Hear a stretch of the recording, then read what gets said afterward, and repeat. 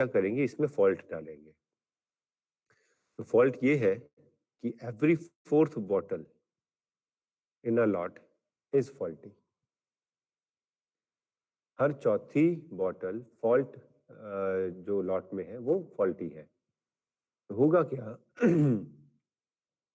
हमारे पास काउंटर्स रहेंगे। काउंटर्स क्या करेंगे, टेक करेगा टोटल नंबर ऑफ बॉटल्स। हमने कितनी total number of bottles conveyor पे पास की है, मतलब कितने नंबर ऑफ बैचेस पास किए हैं, ठीक है। और हर एक बॉटल का ट्रांजिशन टाइम रहेगा 1 सेकेंड का। हर बैच के बाद 2 सेकेंड का डिले आएगा और 2 सेकेंड के बाद फिर से 5 बॉटल्स का लॉट आएगा, और उसमें हर चौथी बॉटल फॉल्टी है। बाय डिफॉल्ट हमने ये फॉल्ट डाल दिया इसके अंदर कि हर चौथी बॉटल फॉल्टी है।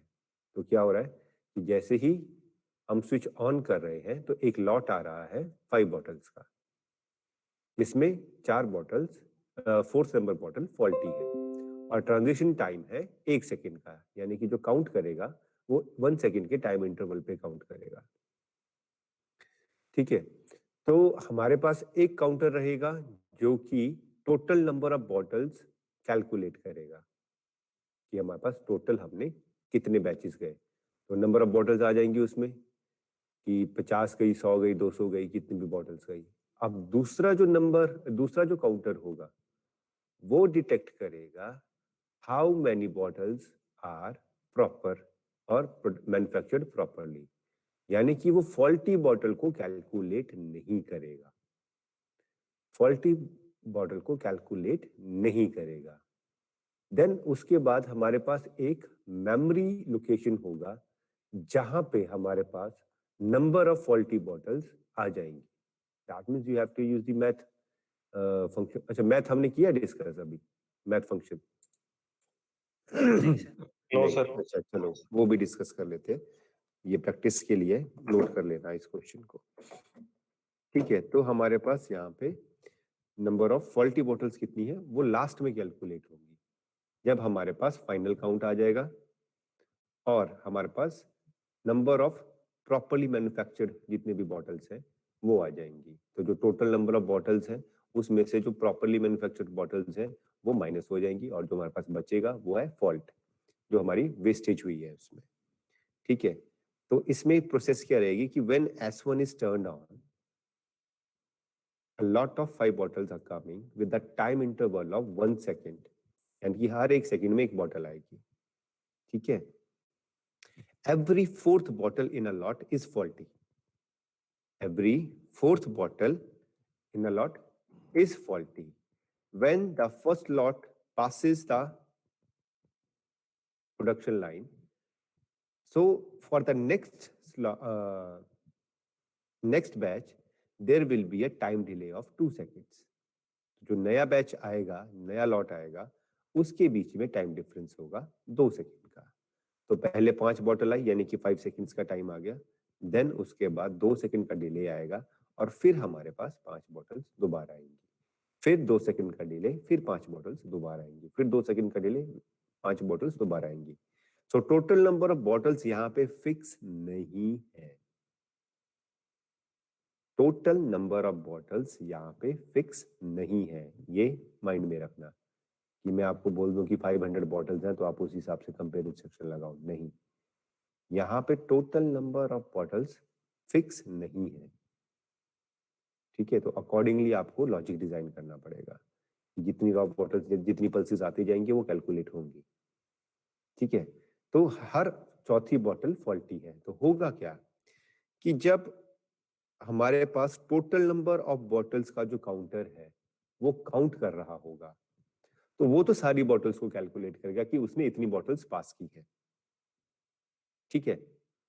और एक काउंटर, हाँ चलो उसको बाद में डिस्कस करते हैं। और जो दूसरा काउंटर है जो कि प्रॉपरली मैन्युफैक्चर्ड बॉटल्स है उनको काउंट कर रहा है, उसमें क्या होगा कि जब पहली बॉटल आई यानी कि पहली पल्स आई तो काउंटर में जाएगा 1 काउंट। जब सेकंड पल्स आई तो बॉटल में जाएगा सेकंड काउंट। जब थर्ड पल्स आई तो बॉटल में जाएगा थर्ड काउंट। अब जब फोर्थ बॉटल आई यानी कि fourth pulse, it will stick to third count, because वो फॉल्टी है, वो काउंट नहीं करेगा। बट आपके पास वो पल्स आएगी, वो बॉटल्स कैलकुलेट नहीं करेगा, उस पर्टिकुलर बॉटल को कैलकुलेट नहीं करेगा। It will stick to 3। जैसे ही फिफ्थ बॉटल आएगी, यानी कि फिफ्थ पल्स आएगी, it will calculated the next bit, that is count हो जाएगा हमारे पास 4। देन उसके बाद 2 सेकंड का डिले है, उसके बाद वापिस से एक लॉट आएगा 5 बॉटल का। सेम वही होगा कि जब सिक्स्थ बॉटल आएगी तो कैलकुलेट होगा 5, सेवंथ बॉटल आएगी 6, एट्थ बॉटल आएगी 7, जब नाइन्थ बॉटल आएगी it will stick to 7। But जो total number of counter bottles हैं वो 8 को भी कैलकुलेट करेगा। और जैसे ही नाइन्थ बॉटल आएगी, सॉरी 10th बॉटल आएगी, हमारे पास वो एट्थ काउंट आ जाएगा हमारे पास। तो इस तरीके से जो ये चलता रहेगा प्रोसेस, इसमें नंबर ऑफ बॉटल्स फिक्स नहीं है कितनी हमारे पास कन्वेयर पे आ रही है। सो अकॉर्डिंगली आपको डिजाइन करना पड़ेगा। और एक काउंटर, और लास्ट में क्या होगा, आपके पास एक इंस्ट्रक्शन रहेगी जिसमें total number of bottles minus properly manufactured bottles और रिजल्ट आ जाएगा कि हमारे पास फॉल्टी बॉटल्स कितनी आई है। तीसरा काउंटर एक और रहेगा जो कि नंबर ऑफ लॉट्स को गिनेगा कि कितने बैचेस आ चुके हैं। तो 5 सेकंड का एक बैच है, उसका 2 सेकंड का डिले है, तो मेक श्योर कि हर 5 सेकंड के ऊपर एक काउंट उसमें आए। फिर 2 सेकंड का डिले, जैसे ही दूसरी पल्स यानी कि दूसरा बैच आता है तो वो 2 काउंट करे उसके अंदर।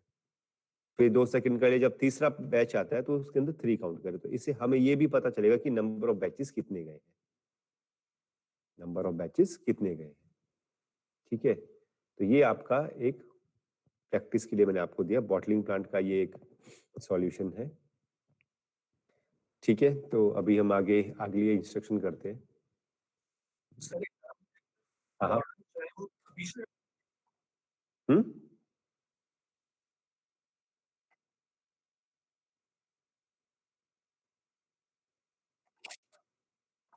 ऐसा हो सकता है बट जनरली ऐसा होता नहीं है। हमारे पास जो फीडिंग स्टेशन होता है जनरली उसमें क्या रहता है, वो पहले ही जब तक हमारे पास 5 बॉटल्स नहीं होंगी, जो भी हमने प्रोग्रामिंग डाली होगी 5, 10, 50 बॉटल्स एक साथ एक लाइन में जा रही होंगी, जब वो प्रॉपर पूरी आएंगी, कन्वेयर बेल्ट पे क्या होता है, स्टैक होता रहता है। Wait a second, wait a second, मैं आपको दिखाता हूँ।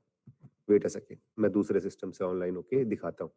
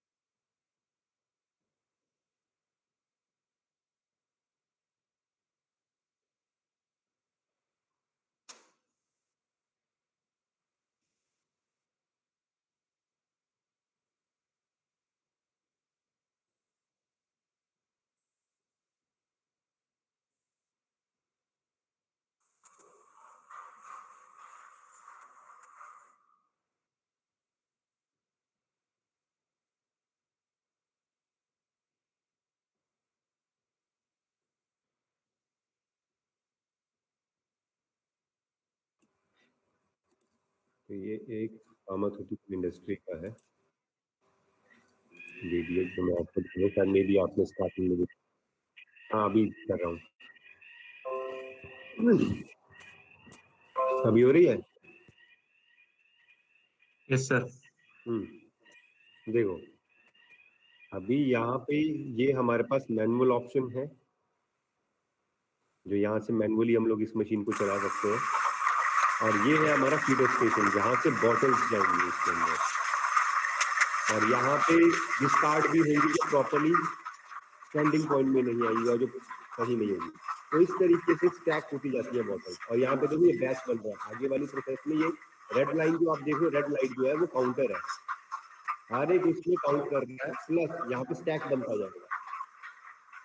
और फिर जैसे स्टैक बन जाएगा तो नेक्स्ट स्टेशन के लिए हमारे पास कमांड जाएगी, और यहाँ पे ये फिलिंग कर रहा है इसमें, ठीक है। और ये HMI कंट्रोल आ गया, यानी कि ऑटो कंट्रोल। तो यहाँ से हमने कमांड दी, अब देखो यहाँ पे हो गया। अब देखो 4-4 के लॉट्स आ रहे हैं, ये यहाँ पे 4 नोजल्स हैं जिनमें एक साथ बॉटल्स फिल हो रही है, ये देखो। तो पहले एक स्टैक बनता है एंड देन उसके बाद यहाँ से आगे बल्ब आती है। अब जैसे यहाँ पे आया तो ये रोबोटिक आर्म लगी हुई है जो कि उसमें कैप्स लगा रही है। नोजल इसकी सक्शन टाइप है जो कैप्स लगाएंगी। और ये यहाँ पे देखो सेंसर्स लगे हुए हैं, ये दो रेड कलर के। It can calculate as well as detect the position of the bottle. ये रोटरी टच सिलेंडर है जो कि इसे रोटेट कर रहा है, न्यूमेटिकली एक्सेस कर रही है। और अगेन ये हमारे पास एक मटेरियल हैंडलिंग का रोबोट है, ये भी। और जो दूसरा है वो भी, उसमें क्या कर रहा है, वो उस कैप को टाइट कर रहा है। जो भी कैप हम यहाँ पे लगा रहे हैं उसे टाइट करेगा, यहाँ पे टाइट एंड क्लीन कर रहा है साथ में, ताकि कोई लिक्विड अगर आउटसाइड फ्लो हुआ हो तो चला जाए। और यहाँ से वो देखो स्टैक में आगे जाती जाएगी। और ये सारा का सारा आपका PLC कंट्रोल है। देखिए छोटी सी प्रोसेस है, तो यहाँ पे हमेशा पहले स्टैक बनता है।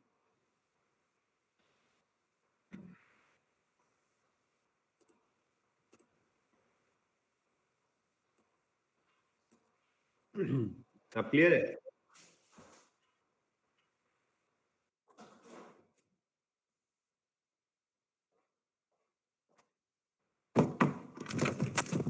हम्म।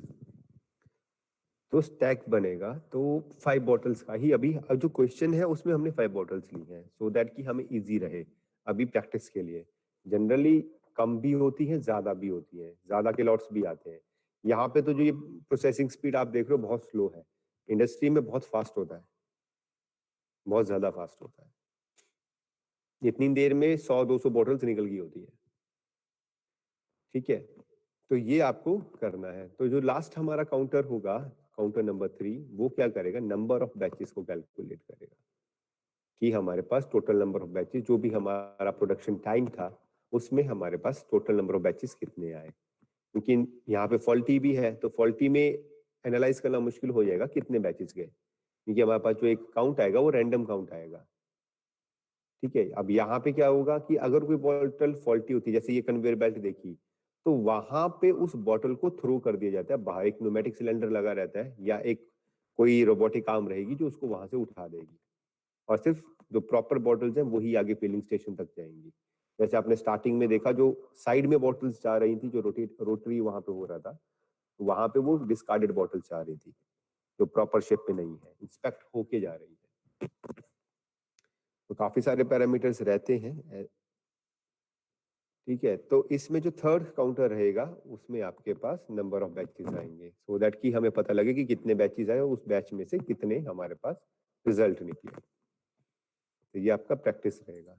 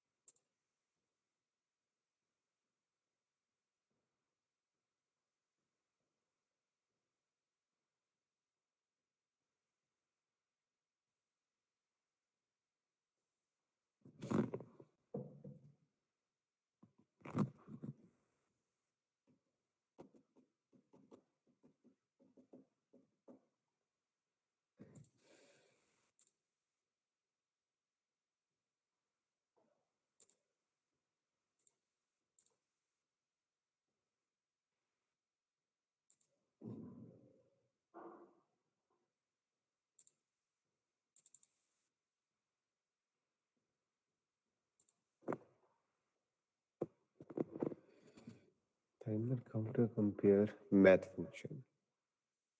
मैथ फंक्शन में हमारे पास है एब्सोल्यूट तक, ठीक है। जनरल मैथ इंस्ट्रक्शंस है, बाकी आपके इसमें नहीं रहेंगी, ठीक है। ये अलग है, ये ट्रिग्नोमेट्रिक फंक्शंस है अदर से। ये जनरली यूज किए जाते हैं कॉम्प्लेक्स मैथमेटिकल या रिसर्च पर्पस के लिए, हम लोग इनके यूज करते हैं, ठीक है। जनरल प्रोसेसेस में बहुत कम यूज होता है इनका, ज्यादातर यूज होते हैं इन चीजों का, नॉर्मल एडिशन, सब्सट्रैक्शन, डिवीजन। तो इनको यूज कैसे करना है, तो लॉजिक में ऑलरेडी दे चुका हूं जिसमें आपका सब्ट्रैक्ट यूज होगा, बाकी एज पर द रिक्वायरमेंट आप वहां पे इन्हें यूज कर सकते हो। Let's see how to use these instructions. Calculate क्या है वो मैं आपको बाद में बताता हूँ, पहले ये देख लेते हैं ये बाकी की इंस्ट्रक्शंस कैसे काम करती है। तो पहले है ऐड, तो नॉर्मल है ऐड। अब यहाँ पे आप डिफाइन करोगे what is the data type, तो एक ही डाटा टाइप में ये एडिशन करेगा। If you want to add two different data, then those data should be of same data type. आप दो डिफरेंट डाटा टाइप्स को ऐड नहीं कर पाओगे। और यहाँ पे आपके पास है enable bit, that means when you turn on this enable bit, then the addition will happen at here, okay। और ये स्टार है, star means insert input, that means you can add multiple inputs, जितनी ज्यादा requirements हैं उतनी ज्यादा आप यहाँ पे कर सकते हो।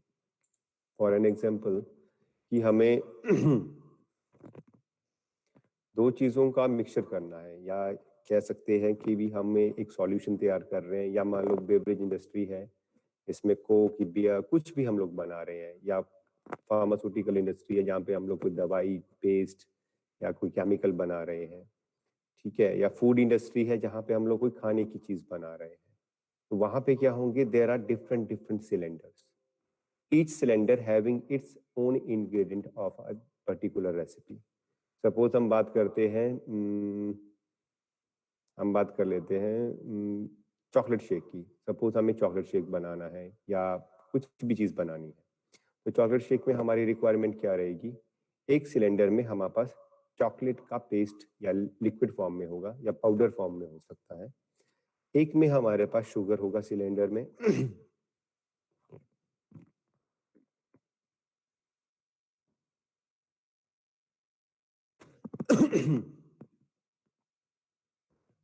तो इस तरह से सिलेंडर्स होंगे जो कि बाहर हमारे पास अवेलेबल होंगे।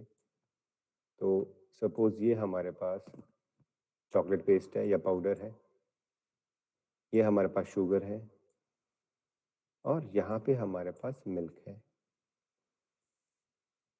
और अगर कुछ और ऐड करने हैं तो हम लोग उसके लिए अलग से सिलेंडर्स बना सकते हैं, कि सपोज यहाँ पे हमारे पास ड्राई फ्रूट के क्रम्स हैं हमारे पास, ठीक है। अब हमें बनाना है, हमारे पास थ्री ऑप्शन है, स्मॉल जनरली जो हमारे पास मिलता ही है मार्केट में भी, मीडियम एंड लार्ज, इस तरीके के कप बनाना है, ठीक है। तो स्मॉल में क्या रहेगा, अगर सिलेक्ट करता है इंसान, तो स्मॉल में क्या रहेगा कि मिल्क की क्वांटिटी रहेगी सपोज 30%, ठीक है। क्रम्स की क्वांटिटी रहेगी 5%, शुगर की क्वांटिटी रहेगी 10%, और चॉकलेट पेस्ट जो है वो रहेगा 15%। अब यहाँ पे क्या होगा, इन सभी के साथ होजेस लगी होंगी, डिफरेंट डिफरेंट होजेस होंगी, और इनके साथ लगे होंगे वॉल्व्स।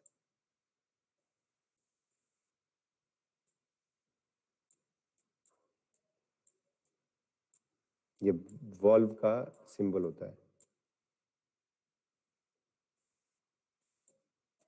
इनके साथ लगे होंगे वॉल्व, और यहां से हमारे पास मेन जाएगा फाइनल सिलेंडर में जिसके अंदर ये मिक्स होके आएगा, ठीक है। अब यहाँ पे हमने क्या किया कि हमने इसे 100% बनाना है। अब मशीन समझती है 100% चीज को, वो कभी भी नहीं बताएगी कि वो 30% है या 20% है। मतलब अगर कोई प्रोसेस है जो कि फुल हीट 30% पे हो रही है, अगर ये हमने कस्टमर को शो कर दिया कि दिस इज 30%, तो वो बोलेगा कि मुझे 70% लेस मिला है।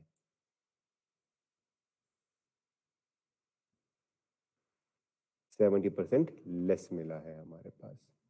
ठीक है, तो हम हमेशा कस्टमर को क्या शो करते हैं कि this particular thing is 100% field या प्योर, यही बोलते हैं। और वी ऑल नो कि 100% कुछ भी नहीं होता, प्लस माइनस चीजें रहती हैं। प्लस में तो कभी नहीं होगी, माइनस में जरूर होगी खाने पीने की चीजों में। तो अब इस सिलेंडर में हमारे पास इसको कैलकुलेट कर लेते हैं, कितना हो गया, 30, 40, 50, 60, ये टोटल 60% बना स्मॉल का। ठीक है, अब मशीन को तो पता है कि मुझे अपना सिलेंडर इतना इतना ओपन करना है, पर रीडिंग्स वहां पे मीटर पे शो हो रही होंगी। हमें वो रीडिंग्स शो नहीं करनी है, हमने शो करना है फाइनल काउंट। तो फाइनल काउंट के लिए हमने क्या किया, ये जो 60% है उसके साथ हमने एडिशन लगा दिया कि 60% स्मॉल के साथ प्लस 40% हमने यहाँ से मैन्युअली एक नंबर ऐड कर दिया उसके अंदर, सो दैट जो हमारे पास एड्रेस आएगा, यानी कि यहाँ पे जो ऐड होगा, सपोज जो भी एड्रेस होगा उसमें हमारे पास क्या होगा, 60 + 40 ऐड होके आएंगे, तो वो दिखाएगा 100%। Now the mixture is ready at here. जो भी यहाँ पे हमारे पास सिलेंडर है, ये हमारे पास 30% ओपन होगा वॉल्व और बंद हो जाएगा, इसकी ये 5% ओपन होगा बंद हो जाएगा, ये 10% ओपन होगा बंद हो जाएगा, एंड देन ये 15% ओपन होगा और देन उसके बाद क्लोज हो जाएगा। यहाँ से जो भी इंग्रेडिएंट्स हैं वो सारे के सारे जाएंगे इस पर्टिकुलर सिलेंडर में, और यहाँ पे होगा वो मिक्स।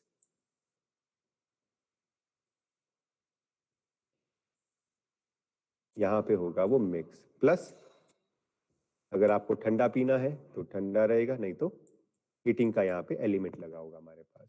ठीक है, अब यहाँ पे जैसे ही वो फिल होगा, अगर हमने ये डाटा नहीं दिया है, जो ओरिजिनल डाटा वो दे दिया, तो वो तो यहाँ पे दिखाएगा कि ये तो 60% ही है भाई, आपने पैसे कैसे चार्ज किए स्मॉल के, ये तो मेरे को 60% मिल रहा है। उसे कैसे बताएं कि 100% लार्ज का है, और मशीन यही चीज समझती है, यहाँ पे कोई वो फुल मोल नहीं चलेगा। यहाँ पे हमने क्या किया, ऐड कर दिए 40%। अब इस पे आ गया हमारे पास, सपोज MW2 में हमारे पास आ गया 100%, एंड दिस 100% का जो रीडिंग है वो हमने यहाँ पे मॉनिटर पे शो कर दी। सिर्फ मॉनिटर पे, मॉनिटर की जो रीडिंग है वो हमने यहाँ पे शो कर दी। तो ये चीज कनेक्ट हो गई हमारे मॉनिटर, जो डिस्प्ले होगा वो डिस्प्ले पे, तो डिस्प्ले पे शो होगा 100%। ठीक है, यहाँ पे मिक्सचर होगा, यहाँ पे पोरिंग एलिमेंट होगा, और यहाँ से वो बटन प्रेस करके उसे पोर कर लेगा अपने सिस्टम में। नेक्स्ट टाइम अब हमारे पास मीडियम है, तो मीडियम में क्या होगा, हमारे पास 80% हो जाएगा चीजें, 20% हमें फिर ऐड करने पड़ेंगे। तो जब मीडियम का आएगा तो यहाँ पे 20% हो जाएगा, मॉनिटर के ऊपर फिर हमें 100% दिखेगा, मिक्सचर होगा, आ जाएगा। और जब ये रहेगा, ये फुल्ली 100% होगा, हमें कुछ भी ऐड करने की जरूरत नहीं है, सपोज तो डायरेक्ट 4 होगा। प्लस अब ड्रग की बात कर लें, फार्मास्यूटिकल कंपनीज हैं, तो वहां पे भी क्या होता है कि यहाँ पे कोई सॉल्यूशन होगा, इस जगह पे कोई सॉल्यूशन होगा, इस जगह पे कोई सॉल्यूशन होगा, इस जगह, और उसे फाइनली एक जगह पे कंपाइल किया जाएगा, एक जगह इकट्ठा करके उसे दिया जाएगा। अब वहां पे जब वो ऐड होगा, जितना भी सॉल्यूशन आया है, तो हमें रीडिंग चाहिए कि क्या वो 100% जो हमारा क्या बोलते हैं इसको, केसिंग है, वो 100% फिल हो रही है या नहीं हो रही है। तो ये सब चीजें ऐड होके यहाँ पे आएंगी। हमने कमांड दे दी, अब हमने यहाँ पे 30, 20, 50, 60 दे दिया, तो वहां पे वहां बैठ के बंदा ये थोड़ा कि कैलकुलेट करेगा कि हाँ ये 100% हुआ या नहीं, वो यहीं पे ऐड होगा। तो ये सॉल्यूशंस यहाँ पे इनपुट्स पे, यानी कि इस जगह पे उनके सिलेंडर्स के आउटलेट्स कनेक्ट हो जाएंगे, और जैसे ही वो यहाँ से पोर करेंगे 1 बाय 1, यहाँ पे उसका काउंट आ, जैसे वो 100% जितना जितना हमने डाला था उतना आ गया, 100% आ गया, वो पास कर देगा आगे। वो एडिशंस है, और कई मशीन्स में ऐसा होता है, कई बार डाटा हमारे पास +- 5% के रेशियो में आता है, और किसी मशीन को चलने के लिए एग्जैक्ट पिन पॉइंट या प्रिसाइज डाटा चाहिए होता है, तो वहां पे भी हम लोग क्योंकि ±5% का एरर हम लोग लेके चलते हैं इंडस्ट्री में, और उतना वो प्रिमिसिबल रहता है। दैट मीन्स हमारा प्रोडक्ट जो बन रहा है वो ऑलमोस्ट सही बन रहा है, प्लस माइनस अगर 5% का एरर भी होगा उस सिस्टम में तो भी, बिकॉज इतना बड़ा इंडस्ट्रियल सेटअप है, तो नॉइज एरर, मैग्नेटिक या इंटरफेरेंस जो होती है उस वजह से हमारे पास डाटा में फ्लक्चुएशंस आती है। तो हमेशा हमारे पास प्रिसाइज डाटा नहीं आता, तो ±5% का एरर हम लेके चलते हैं। अब सपोज यहाँ पे हमारे पास एक मशीन के लिए रिक्वायरमेंट है कि वो जब उसके पास 50 काउंट आएगा तब ही वो चलेगी, बट समहाउ मेरे पास यहाँ पे आया है 45 बिकॉज ऑफ इंटरफेरेंस, 45 आया। अब नेक्स्ट मशीन को चलने के लिए इस डेटा की जरूरत है, यानी कि ये उसके लिए पास कोड है टू टर्न ऑन और to start the another process. वहां पे क्या करेंगे हम, +5 हम अपनी तरफ से डालेंगे ऐड करके, और वहां से दूसरी मशीन को कमांड चाहिए तभी दूसरी मशीन चल पाएगी। तो ये बहुत सारे फंक्शंस में यूज किया जाता है। जैसे जैसे प्रोग्रामिंग करोगे आपको समझ में आता जाएगा कहाँ पे, या रिक्वायरमेंट जब जनरेट होगी आपको समझ में आएगा कि एडिशन सब्ट्रैक्शन कहाँ यूज करना है। ठीक है, तो यहाँ पे अगर हम नॉर्मली करें, डायरेक्ट इनडायरेक्ट दोनों तरह की एड्रेसिंग कर सकते हैं। मैं पहले इनको डिलीट कर दूं, बहुत ज्यादा मैंने डाल दिए।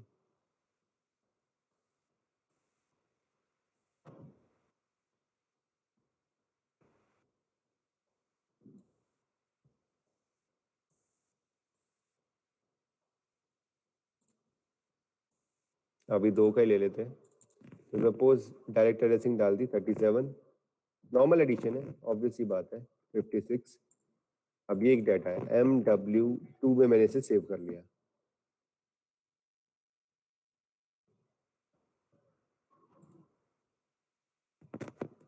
नॉर्मल एडिशन है और कुछ भी नहीं। जैसे I0.0 को ऑन करूंगा, I0.0 और यहाँ पे ले लेते हैं MW2, जैसे ऑन करूंगा वो ऐड होके हमारे पास आ जाएगा। कैलकुलेशन, अगर कैलकुलेटिव टाइप की प्रोसेस है जहां पे आपको कैलकुलेशंस करनी पड़ रही है, then you have to use math instructions. ठीक है, सबट्रैक्ट भी देख लेते हैं।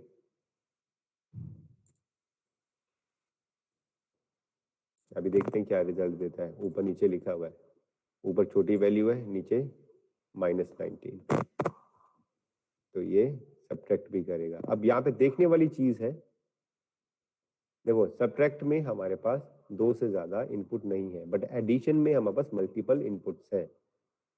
अब बात करते हैं मल्टीप्लिकेशन, तो मल्टीप्लिकेशन में भी हमारे पास मल्टीपल इनपुट्स ऐड कर सकते हैं। जहां पे भी मैथमेटिकल एक्सप्रेशंस आते हैं आपको कैलकुलेट करने की जरूरत पड़ती है, आप इन इंस्ट्रक्शंस को यूज कर सकते हो।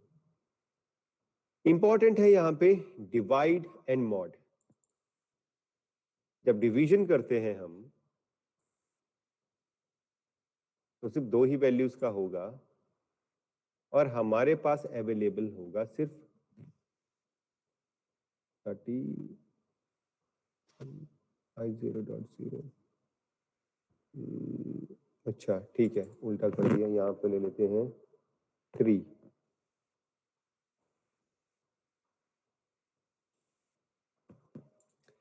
सो 3 से हम लोग 37 को डिवाइड कर रहे हैं। So what we have at the end, output पे क्या रहेगा, will get the quotient, will get the quotient, it will not show the remainder. Division में जब भी हम किसी भी 2 वैल्यूज को डिवाइड करेंगे, विल गेट द कोशेंट। ये डिवाइजर है, ये डिविडेंड है, ये डिवाइजर है और ये हमारा कोशेंट है, तो हमें कोशेंट मिलता है डिवीजन में। और अगर हम लोग मॉड की बात करें, MOD, तो will get the remainder only, we do not get the, we didn't get the quotient at here.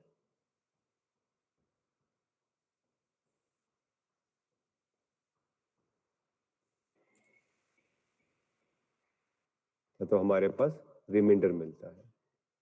ये छोटे से मैथमेटिकल एक्सप्रेशंस हैं, क्या है, तो नॉर्मल है, मॉड में हमें रिमाइंडर मिलेगा, डिवाइड का ही एक फंक्शन है बट इसमें रिमाइंडर मिलेगा। और डिवीजन जो डेडिकेटली डिवीजन है उससे अगर हम लोग यूज करेंगे देन विल गेट कोशेंट। अब इसमें बात करें निगेट। निगेट कुछ नहीं है, ये टूज कॉम्प्लीमेंट है, ये टूज कॉम्प्लीमेंट है।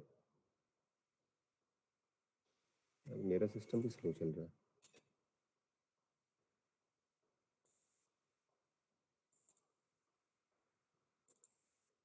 इंटीजर ले लेते हैं,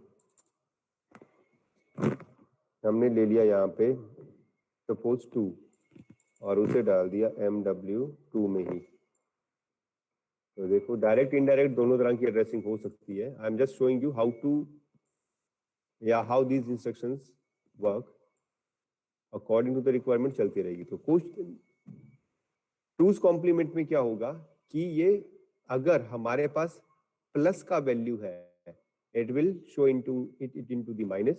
If we have a minus value then वो शो हो जाएगी पॉजिटिव में। ये टूज कॉम्प्लीमेंट है।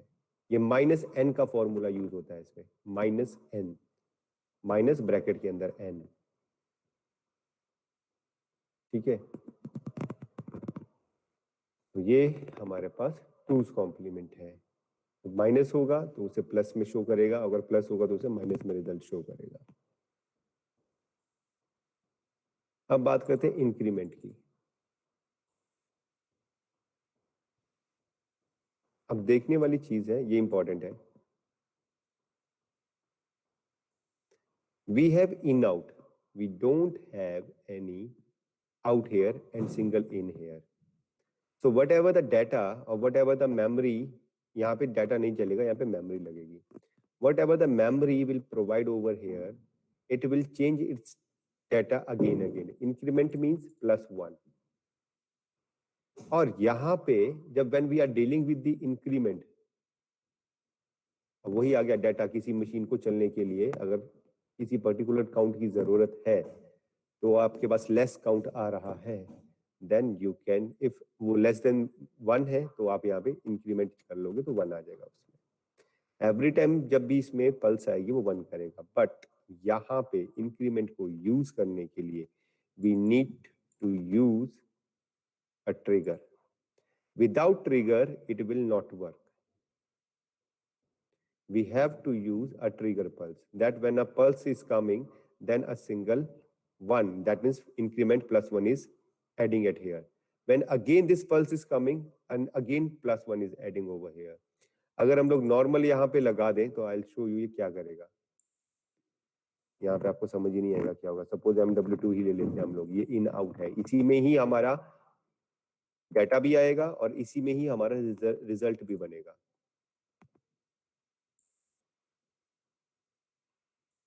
सी कॉन्टिन्यूस सप्लाई है तो डाटा चेंज हो रहा है। अभी सपोज मैं I0.0 को बंद कर देता हूं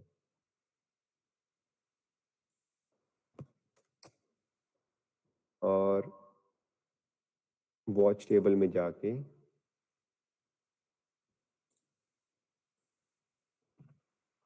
MW2 में डाल देते हैं हम 3।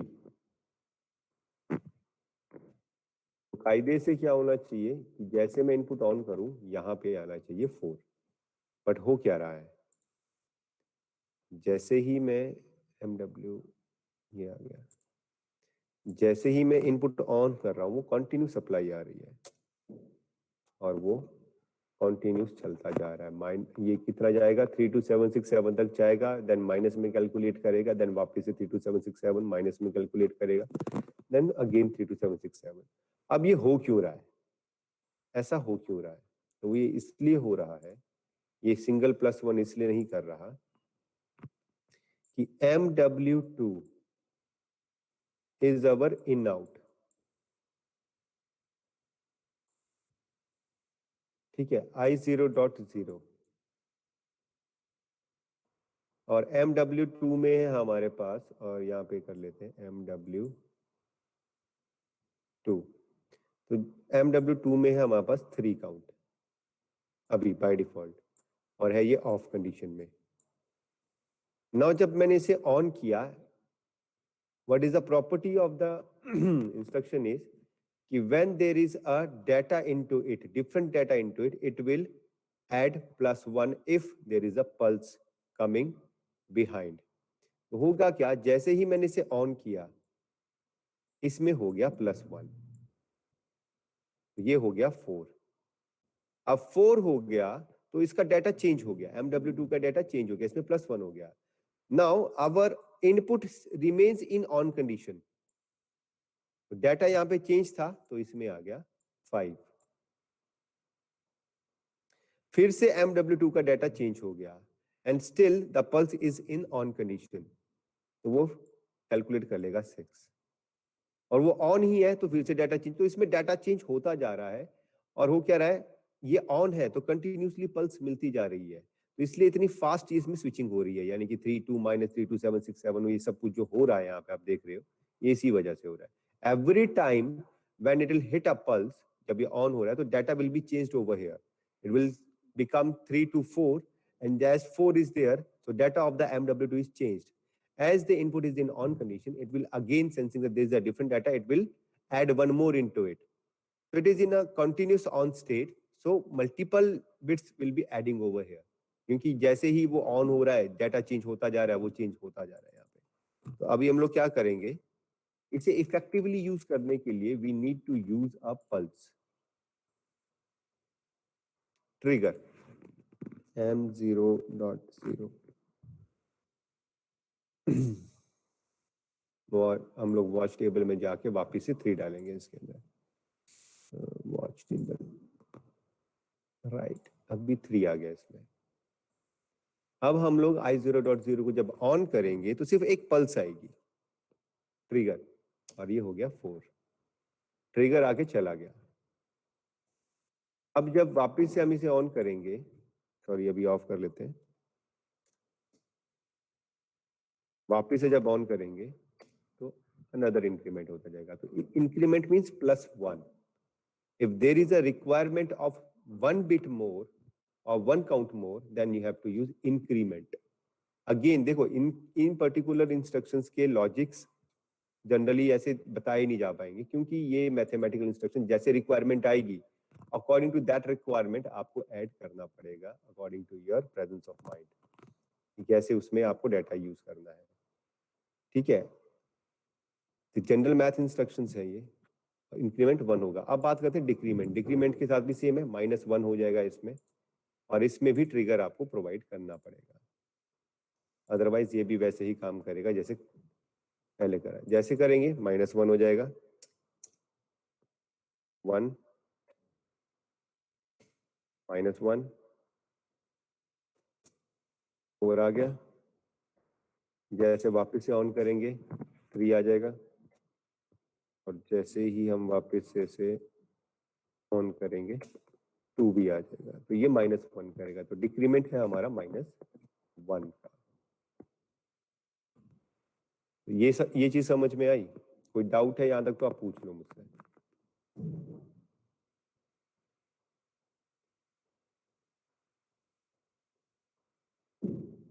नॉर्मल मैथ फंक्शंस है, add subtract division increment and decrement. किसी को कोई डाउट है? सही, डिक्रीमेंट की जो मेमोरी है वो काउंटर की सेम हो सकती है, जैसे काउंटर में कोई वैल्यू है। हाँ लगा सकते हैं, लगा सकते हैं। देखो यहाँ पे क्या है, ये इन आउट है, जो आपने काउंटर की वैल्यू है वो काउंटर की वैल्यू इसमें दो, जो काउंटर का आउटपुट होगा आप इसमें दे सकते हो, पर जैसे ही काउंटर में कोई वैल्यू ऐड होगी वैसे यहाँ पे उसमें उस वैल्यू के अंदर +1 हो जाएगा अगर इंक्रीमेंट है, और डिक्रीमेंट है तो -1 हो जाएगा उसके अंदर। ये इस चीज का ध्यान रखें, जो भी आप इंस्ट्रक्शंस लगा रहे हो यहाँ पे, तो जैसे ही आपने यहाँ पे काउंटर पे, और याद रखना ट्रिगर साथ में जरूर होना चाहिए, विदाउट ट्रिगर ये कॉन्टिन्यूसली स्विच करता रहेगा, क्योंकि every pulse there is a change in a data, और उस डाटा के चेंज को ये रीड करेगा अगर नॉर्मल इनपुट लगी है, और वो यहाँ पे कॉन्टिन्यूसली रनिंग में यहाँ पे चेंज होता रहेगा। तो रिमेंबर कि इनेबल के ऊपर आपके पास कोई ट्रिगर पल्स होनी चाहिए।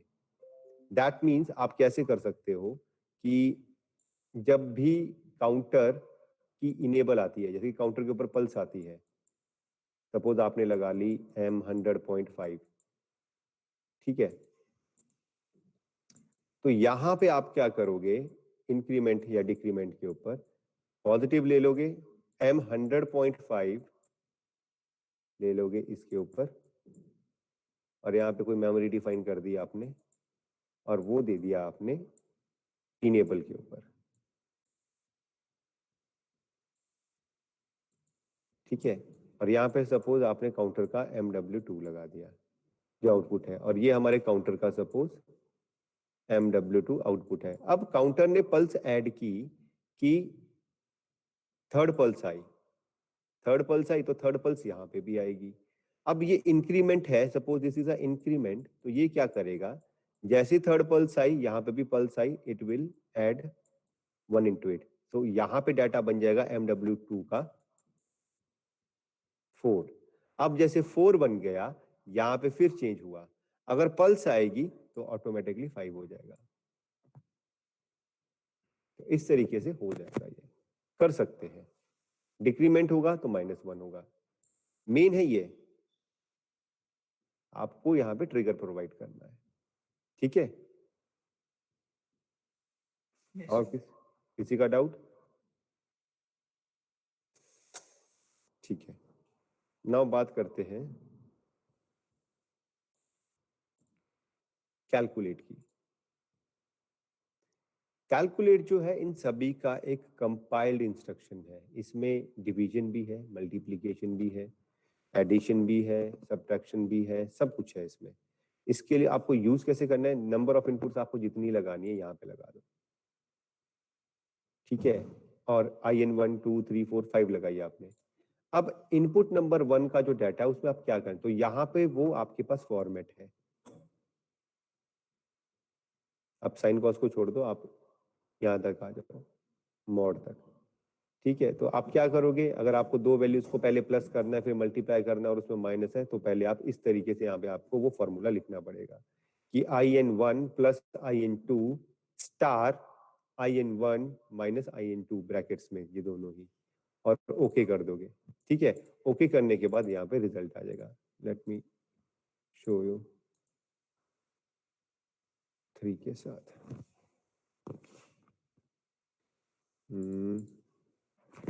ये ले लेते हैं हम लोग 50, और ये ले लेते हैं हम लोग 30, और ये ले लेते हैं हम लोग, सॉरी इसको ले लेते हैं हम लोग 12, और ये ले लेते हैं हम लोग 3।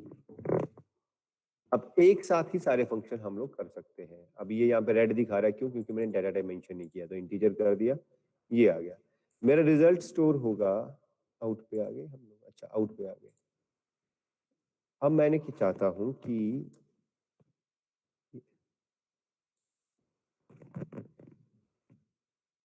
Bracket IN1 plus IN2 plus IN3 bracket multiply star bracket IN2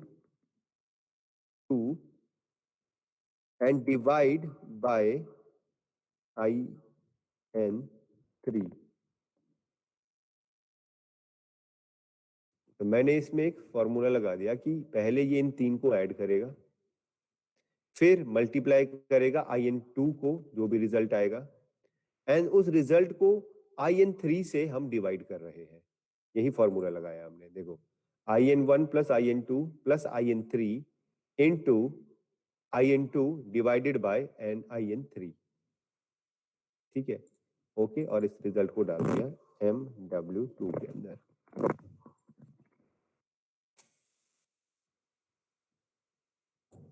तो यहाँ पे वो सारे जो फंक्शंस है वो एक साथ हो जाएंगे।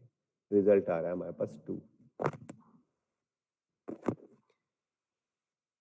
किसी को अगर करना है तो कैलकुलेट करके देखते हैं सही आ रहा है या गलत आ रहा है। तो 50 प्लस 15 और मल्टीप्लाई बाय 2,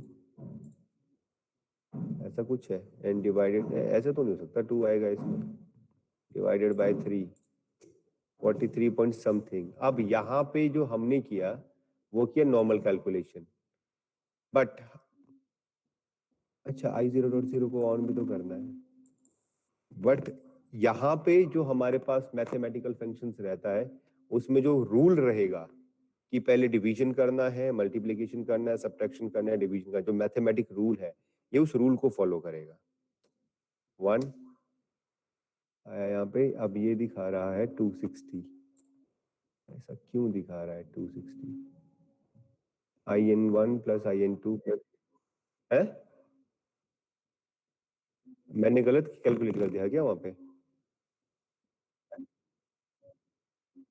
अच्छा अच्छा, ठीक है ठीक है ठीक है, तो ये आंसर है। तो यहाँ पे जो होगा वो प्रॉपरली मैथमेटिकली रूल के साथ काम करेगा, ठीक है, कि पहले डिवीजन होगा या मल्टीप्लिकेशन होगा, सब्ट्रैक्शन होगा या एडिशन सब्ट्रैक्शन होगा, मैथमेटिकली रूल के साथ ही काम करेगा। और यहाँ पे multiple inputs outputs, multiple inputs आप ऐड कर सकते हो और पूरा का पूरा मैथमेटिकल फंक्शन आप यहीं पे कर सकते हो like a calculator. That's why it's name is calculator. Sir in case sir हमारा जो ऑपरेशन का रिजल्ट है वो आउट ऑफ बाउंड चला जाए, मतलब जो हमने डाटा टाइप लिया है, तो ये आउटपुट शो करेगा या कुछ भी आर्बिट्रेरी मतलब? हाँ, गुड क्वेश्चन।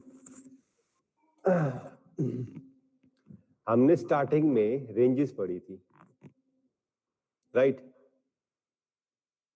डाटा टाइप की रेंज पढ़ी है ना हमने। Yes sir. तो सपोज अगर ये आउट ऑफ बॉक्स जा रहा है, ये है 260, मैं यहाँ पे बाइट का ऑप्शन है नहीं, तो मैं दिखाता, और ये बाइट लेगा भी नहीं, यहाँ पे MB2 लिखते हैं, ले लिया इसने। अब देखते हैं MB2 में क्या होगा, ये आउट ऑफ बॉक्स जा रहा है, देखो रेड एरर आ गया यहाँ पे, दिखा रहा है ना, ये जो है ये हेक्साडेसिमल में एक फॉल्ट जनरेशन हुआ है 616#04, और देखो ये वाला जो यहाँ पे नोड है वहां पे रेड का इंडिकेशन आ रहा है ना यहाँ पे। Yes sir. तो इस तरीके से आपको पता लग जाएगा कि आउट ऑफ बॉक्स जा रहा है, आउट ऑफ रेंज जा रहा है। हमें डाटा टाइप की रेंज पता होनी चाहिए। 0 to 255 है हमारी बाइट टाइप की, और ये देखो ये बाइट टाइप का एड्रेस दिया हुआ है मैंने, तो मुझे पता लग गया कि ये बाइट टाइप में नहीं सेव होगा क्योंकि यहाँ पे एरर आ रहा है। तो I will try next, that is word. MW2 लिया, सेव किया, डाउनलोड किया, और देखो यहाँ पे कोई एरर नहीं है। अगर स्टिल यहाँ पे फिर रेड है तो I will come to know कि हाँ जो मेरा रिजल्ट आ रहा है वो इस बिट रेंज से, बिट बिटेज से रेंज से ज्यादा आ रहा है। So I will go for the next memory, that is MD4, 32 bit की ले जाऊंगा, रेंज बढ़ जाएगी हमारी, ठीक है। तो यहीं पे ही आपको उसका रिजल्ट मिल जाएगा, वो यहाँ पे रेड डॉट के फॉर्म में आपको एरर शो कर देगा, ठीक है। Okay sir. Clear? Yes sir. ठीक है, अब इसमें एक लास्ट है, वो है एब्सोल्यूट। ये यूज की जाती है जनरल हमारे मोटर्स में, या कह सकते हैं कि टेम्परेचर, प्रेशर, कुछ भी उसमें, पर जनरली अगर इसको मैं एग्जांपल लेके चलूं मोटर का, तो मोटर में ज्यादा यूज होगी क्योंकि मोटर हमारे पास दो डायरेक्शंस में चल रही है, आइदर फॉरवर्ड एंड रिवर्स, ठीक है। तो आप तो सारे इलेक्ट्रॉनिक्स के हो ना, इलेक्ट्रिकल का है कोई आप में? हाँ है ना, वरुण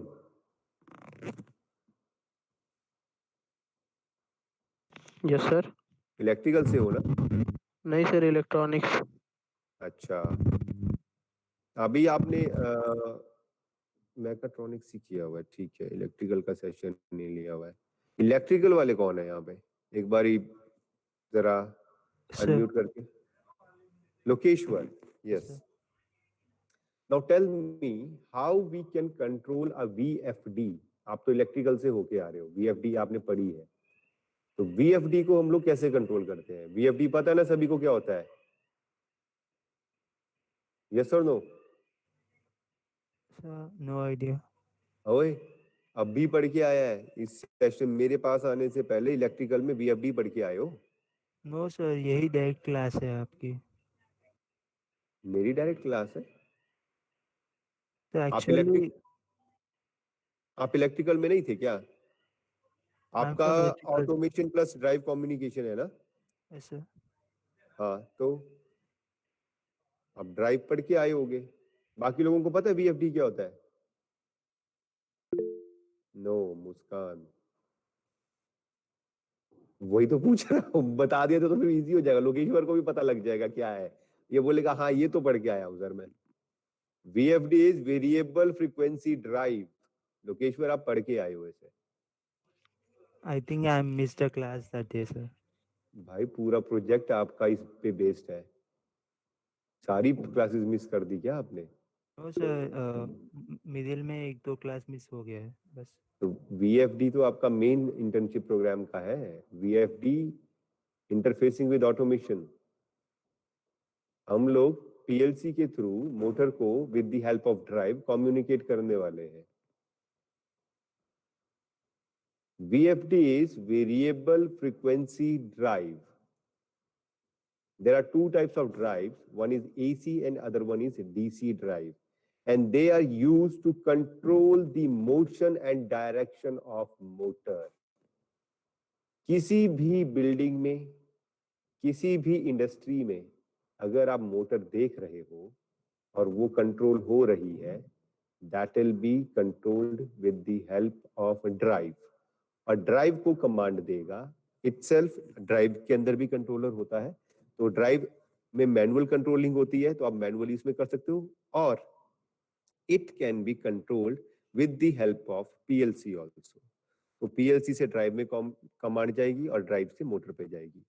तो एस्केलेटर, एलिवेटर, लिफ्ट हमारे जो रहते हैं, और कोई भी कन्वेयर मोटर है या बड़े से बड़ी क्रेन्स है, वहां पे ड्राइव सिस्टम लगे होते हैं कंट्रोल करने के लिए। अच्छा चलो, VFD तो चलो ठीक है नहीं पढ़ा, बाकी सभी ने एक चीज पढ़ा होगा। अगर हमारे पास AC मोटर है, अगर हमारे पास AC मोटर है तो हम उसे कैसे कंट्रोल करेंगे? और अगर हमारे पास DC मोटर है तो उसकी स्पीड और डायरेक्शन छोड़ो, स्पीड कैसे कंट्रोल करोगे? AC के केस में स्पीड ये यहां पे रिलेट करेगा। AC के केस में हम लोग स्पीड और डायरेक्शन कैसे कंट्रोल करेंगे, और DC के केस में स्पीड और डायरेक्शन कैसे कंट्रोल करेंगे?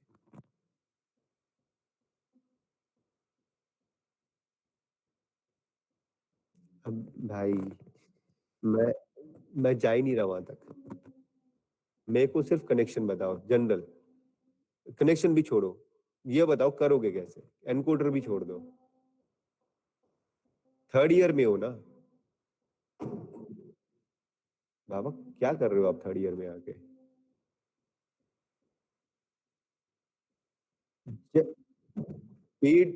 PWM होता क्या है? कैसे? हाँ, पल्स विड्थ मॉड्यूलेशन आ रही है, बट वो आए काम कैसे कर रही है? सैंपलिंग पता है, क्विंचिंग पता है, ये सब इसी में यूज होंगी। सैंपलिंग में क्या होगा? बिट रेट बढ़ेगा, बिट रेट कम होगा तो उसकी स्पीड और वो कम कंट्रोल होगी, ज्यादा या कम होगी। उसके लिए आपके पास SCRs लगे होंगे, SCR की स्विचिंग होगी, वो स्विचिंग फास्ट और स्लो होगी, तब जाके वो उसकी स्पीड कम या ज्यादा होगी। वो आगे आगे हार्डवेयर का पार्ट, उसे छोड़ दो। पहले आप उसे क्या सप्लाई करोगे, कैसे? अगर AC मोटर है तो उसमें आप कैसे उसे कंट्रोल करोगे, और DC मोटर है तो उसको कैसे कंट्रोल करोगे? सर वोल्टेज कंट्रोल करके या करंट वेरी करके डीसी मोटर में। DC मोटर में आप करंट कैसे वेरी करोगे? सर वो वोल्टेज। राइट। और हमारे पास AC में फ्रीक्वेंसी यूज की जाती है। To control a motor, AC motor will use frequency, our 50 Hz frequency, and DC motor will use voltage. अब समझ में आया होगा, आपके घर में जो फैन लगे होते हैं वो DC पे काम करते हैं, कहने को वो AC है, वोल्टेज रेगुलेटर। एग्जॉस्ट फैंस वो भी DC पे काम करते हैं, कहने को है वो AC। कुछ होंगे, कुछ है भी है एसी, ऐसा नहीं कि सारे ही डीसी पे है, एसी भी है।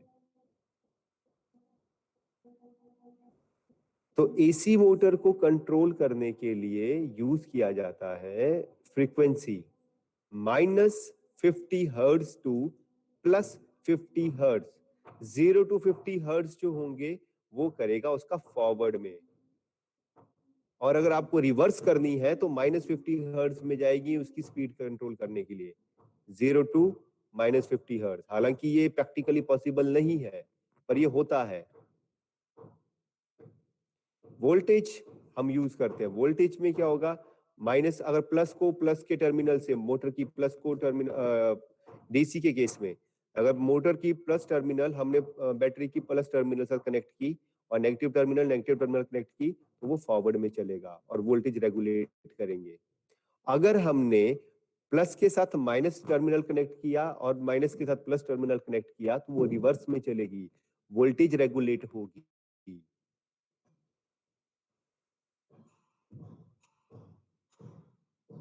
क्या कर रहे हो यार आप लोग इतना टाइम आगे? अच्छा, हम लोगों ने रिलेज डिस्कस की थी यहाँ पे, मेरे को तो कुछ चीजें और भी याद आ रही है। हमने अपने इस वाले सेशन में रिलेज डिस्कस की है। अरे कोई तो बोल दो, चलो टाइप ही कर दो। अच्छा, मुस्कान का आ गया, नो। अच्छा, आप बताओ रिले होती क्या है? What is relay? दिव्यम आया है क्या? दिव्यम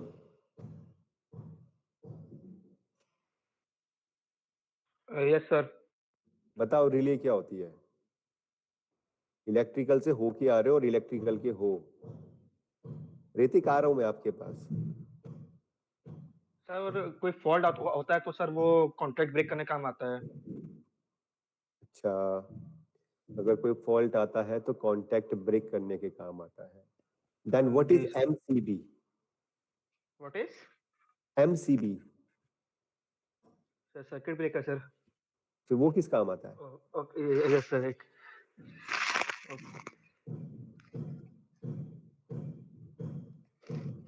अगर रिले फॉल्ट ब्रेक करने के काम आ रही है तो फिर एमसीबी किस काम आता है? फिर तो एमसीबी की जरूरत ही नहीं है हमें।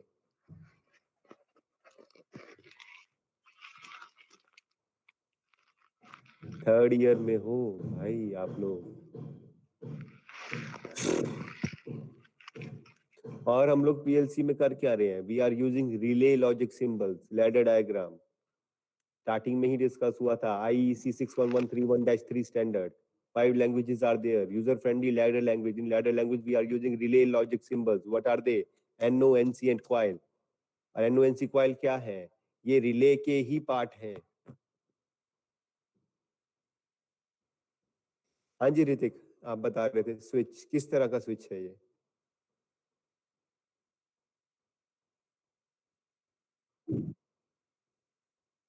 हम्म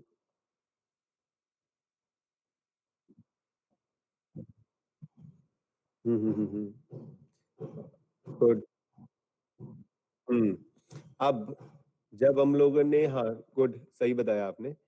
अब जब हम लोगों ने DOL सर्किट किया था तो मैंने आपसे पूछा भी था ये ड्राइव कैसे किया गया है लॉजिक, तो मैंने वहां पे बकायदा रिले बनाई थी, पूरा वायरिंग आपको उसमें बताया था। चलो बिल्कुल ही डिस्कस नहीं होती तो भी मान लेते, बकायदा बड़े बड़े वहां पे उसमें मैंने डिजाइन किया था कि रिले है। Relay is a electromechanical switch, switching के लिए यूज किया जाता है, प्लस प्रोटेक्शन भी प्रोवाइड करता है। It can switch from 1 volt to single phase or equivalent to DC, यानी कि सिंगल फेज की जितनी भी इक्विवेलेंट DC होगी वो उतने तक उसको ये विथस्टैंड कर सकता है। इलेक्ट्रोमैग्नेटिक इंडक्शन पे काम करता है ये। 4 टाइप्स होते हैं इसमें, SPST, SPDT, DPST and DPDT। single pole single throw, single pole double throw, double pole double throw and double pole single throw and double pole double throw, ये स्विच करने के लिए काम आते हैं।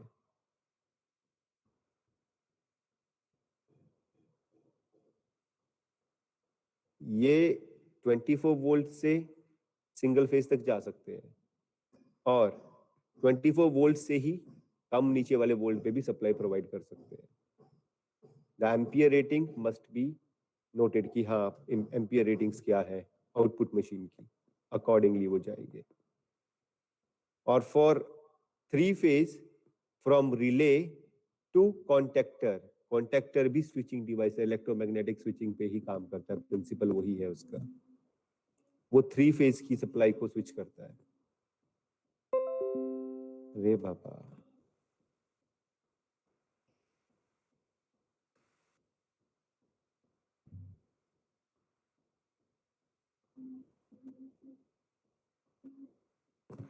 आप लोग जानो यार आप क्या कर रहे हो बीटेक में, आई डोंट नो, ये तो पता होना चाहिए, ये तो दोनों को पता होना चाहिए, इलेक्ट्रिकल वालों को भी और इलेक्ट्रॉनिक्स वालों को भी, बेसिक चीज है।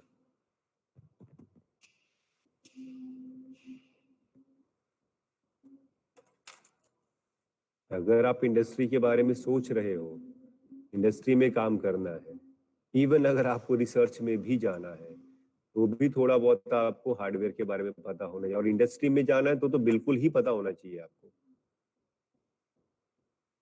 रिसर्च में तो चलो माना आप लोग पेपर्स लिखोगे, डेरिवेशन सॉल्व करोगे, थ्योरी पार्ट है सारा का सारा, प्रैक्टिकल से कोई लेना देना नहीं है। पेपर में अगर हो गया मतलब हो गया, प्रैक्टिकली पॉसिबल है नहीं है वो बात की बात है। पेपर में रिजल्ट आ गया, डेरिवेशन सॉल्व हो गई, खत्म बात।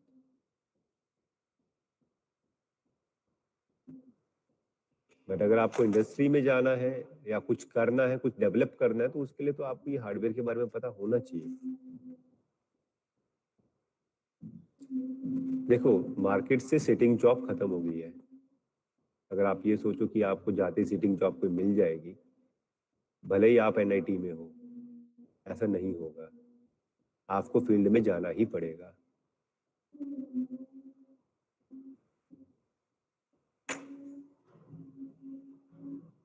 और फील्ड में आप तभी काम कर पाओगे जब आपको बेसिक चीजों के बारे में पता होना चाहिए, पता होगा, तो बहुत बेसिक चीज है। दिव्यम, आपने अभी इलेक्ट्रिकल में क्या क्या किया है? ये जो अभी इलेक्ट्रिकल का आपका ड्राइव का सेशन हुआ था मुझे ज्वाइन करने से पहले, उसमें क्या डिस्कशन हुए हैं, क्या क्या डिस्कस हुआ है उसमें आपका? वहां पे थे या वहां पे भी नहीं थे? थे सर। बताओ क्या क्या हुआ उसमें, मुझे पता है क्या क्या हुआ है।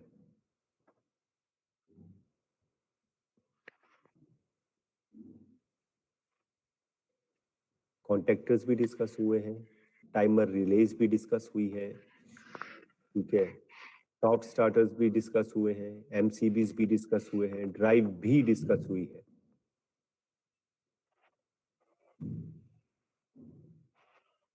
फाइनल प्रोजेक्ट में क्या बनाओगे आप? और आपका तो डेडिकेटली हार्डवेयर, बाकी लोगों का भी हार्डवेयर है, बट बाकी लोग क्या है थोड़ा बहुत इलेक्ट्रॉनिक्स के साथ डील कर रहे हैं।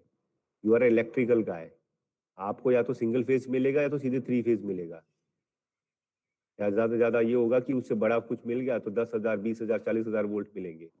एक गलती स्वाहा। तो आपको तो और भी ज्यादा रिस्पॉन्सिबल होना चाहिए इन चीजों के लिए।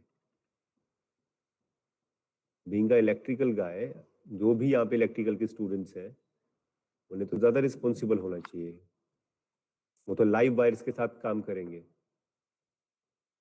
एक छोटी सी गलती आपकी खुद की जान ले सकती है या किसी और की जान ले सकती है, और इंडस्ट्री में ये चीज के लिए या मिस्टेक्स के लिए आपको सेकंड चांस नहीं मिलता। अभी टाइम लगेगा, यूट्यूब पे जाना, fatal accidents in industries check कर लेना, एक छोटी सी गलती क्या कर देती है किसी के साथ। जो भी काम कर रहे हो थोड़ा सीरियसली करो। आप अभी इलेक्ट्रिकल से ड्राइव वगैरह डिस्कस करके आए हो और आपको बीएफडी का नहीं पता लग रहा, और आपका प्रोजेक्ट ही उसके ऊपर है।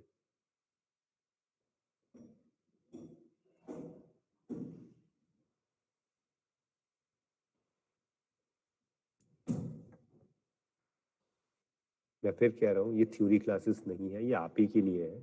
मे बी आपको इस टाइम पे थोड़ा सा बुरा लग रहा होगा, बट ये आप ही के लिए है। ये अगर आप सही से कर गए तो बहुत हेल्प करेगा, नहीं तो आगे जाके आपको बहुत प्रॉब्लम करेगा, क्योंकि at the time of placement आप कहीं पे भी जाओगे ये क्वेश्चंस आएंगे ही। इंटर्नशिप कहाँ की, क्या की, और कौन सा प्रोजेक्ट किया है, या कौन कौन से प्रोजेक्ट किए हैं। 70 to 80% क्वेश्चंस वहां से रहेंगे। एकेडमिक्स में से 20 to 25, मैक्स 30 40 ले लो, उतने ही आएंगे।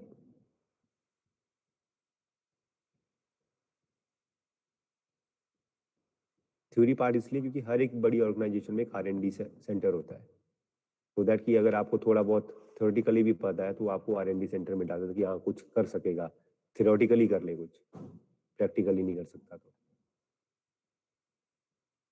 पर उसके लिए भी प्रैक्टिकल का थोड़ा बहुत नॉलेज तो होना चाहिए।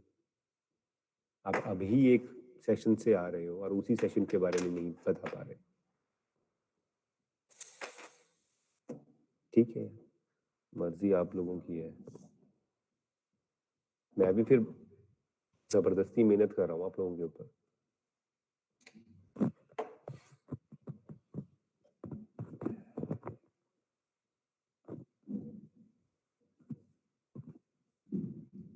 चलो छोड़ो। एब्सोल्यूट, एब्सोल्यूट क्या होता है? अगर हम लोग एग्जांपल लें कार का, कार में आपके पास एक डायल है, ठीक है, डायल में हमारे पास जो स्पीडोमीटर है, स्पीडोमीटर, तो स्पीडोमीटर में आपके पास 0 से लेकर 220 230 जो भी स्पीड रेंज होती है किसी भी कार की वो मेंशन होती है। तो कार भी दो डायरेक्शंस में चलती है, because there is a motor inside it. Engine है, इंजन में मोटर लगी हुई है, ठीक है। अब मोटर दो डायरेक्शंस में चलती है, फॉरवर्ड और रिवर्स, ठीक है। जब हम फॉरवर्ड में चलाते हैं तो हमारे पास क्या आता है, एक रीडिंग आती है, रीडिंग आती है कि अभी हमारी स्पीड 0 किलोमीटर आवर्स है, या 20 किलोमीटर आवर्स है, 40 किलोमीटर आवर्स है, या what ever the speed is, ठीक है। तो वो एक स्पीड आती है 0 40 30 50 60 इस तरीके से। बट जब हम रिवर्स में कार चलाते हैं और रिवर्स मोटर चलती है, कहीं पे भी रीडिंग नहीं है, किसी भी मीटर में रीडिंग नहीं है कि -0 -20 -30 -40 -60। वो क्या देती है? अगेन वही स्पीडोमीटर पे 0 20 30 40 60 70 80 वही स्पीड देती है। उस पर्टिकुलर सिचुएशन को और उस पर्टिकुलर कैलकुलेशन को कहते हैं एब्सोल्यूट, जहां पे साइंड बिट्स नहीं होती, प्लस एंड माइनस।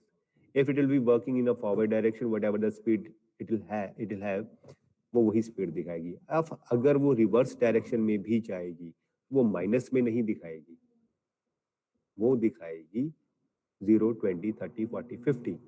तो वो एब्सोल्यूट कहा जाता है, उसे उस पर्टिकुलर वैल्यू को एब्सोल्यूट कहा जाता है। तो वैसे ही इंडस्ट्री में मल्टीपल मोटर्स होती हैं, कल एग्जांपल लिया भी था, फॉरवर्ड में भी चलती है, रिवर्स में भी चलती है, हॉरिजॉन्टली भी चलती है, वर्टिकल भी चलती है, हर तरीके से मोटर चलती है। तो वहां पे हमारे पास एब्सोल्यूट होना चाहिए। -20 30 अगर मान लो रिवर्स चल रही है मोटर, तो वहां पे ये नहीं आए कि -20 30 40 की स्पीड है। हमारे पास वही रेंज चाहिए कि 20 की स्पीड है, 40 की स्पीड है, 60 की स्पीड है, 70 की स्पीड है। फॉर एन एग्जांपल यहाँ पे ले लेते हैं हम लोग 30 -30,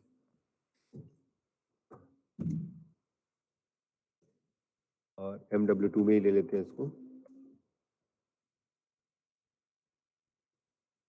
तो माइनस इसमें से हट जाएगा, डिस्कार्ड हो जाएगा। ये हमें एक एब्सोल्यूट वैल्यू देगा without any signed bit.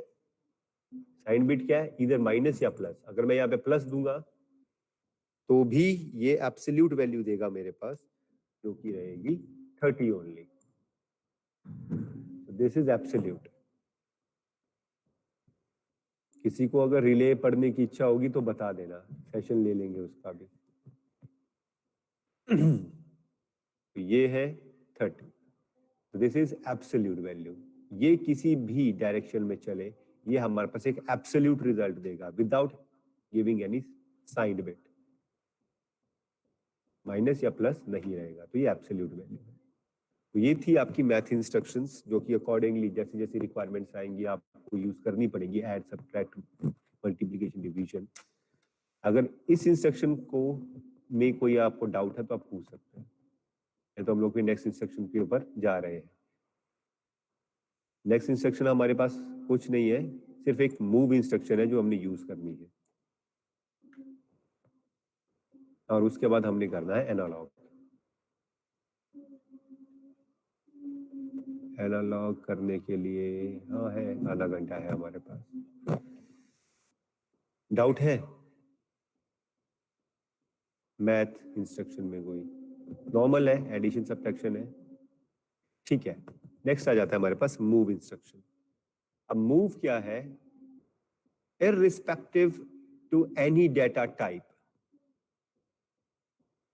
irrespective to any data type, we can move the data, same data, into multiple data types memory location.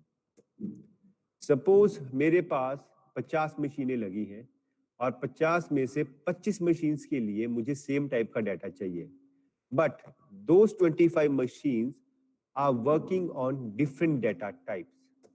तो हम वो डाटा कैसे प्रोवाइड करेंगे उनको? और जैसे कि हमने सब रूटीन में देखा कि सेम डाटा आता है, सेम प्रोसेस होती है, तो यहाँ पे आ जाएगी हमारे पास आउटपुट में मल्टीपल, और यहाँ पे सपोज हमने एक डाटा टाइप ले लिया MB0, इनडायरेक्ट एड्रेसिंग कर रहा हूँ मैं यहाँ पे, और 5 की जगह मैं 3 ही करता हूँ, यहाँ पे 3 ही डाटा टाइप है हमारे पास। नेक्स्ट इज MW2 MD4, और वापिस से मैं बाइट पे जा रहा हूं MB1। जैसे ही मैं इनपुट ऑन करूंगा, जो भी डाटा मेरे पास किसी भी मशीन का इस मेमोरी में आया होगा, और वो इन 3 डिफरेंट मशीन्स के ऊपर रिक्वायर्ड है, but those machines having different bit weightage to receiving the data, तो वो हम लोग डायरेक्टली कर सकते हैं। ये करेगा क्या? Move is nothing, just a copy and paste thing, like it will be copying the data from here and pasting into different areas, and according to the syntax, that particular data acquiring the bit weightage of that particular memory, ठीक है। और यहां से तब तक नहीं जाएगा जब तक हम इसमें दोबारा से अपडेट नहीं करेंगे। मूव कुछ नहीं है, सिर्फ कॉपी है, स्मॉल इंस्ट्रक्शंस है। इसका फॉर्मेट चेंज कर देते हैं, डेसिमल, इसका भी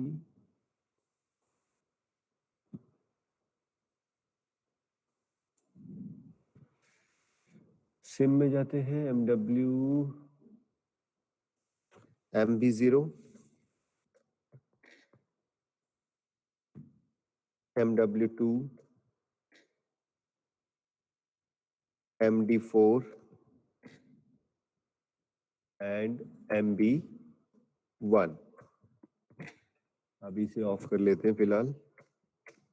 और MB0 में हमारे पास मशीन का डाटा आ रहा है, मैंने डाल दिया इसमें 28 सॉरी, ये कहाँ पे हम लोग, ओहो MB0 में यहाँ से नहीं जाएगा, वॉच टेबल से जाएगा, वॉच टेबल MB0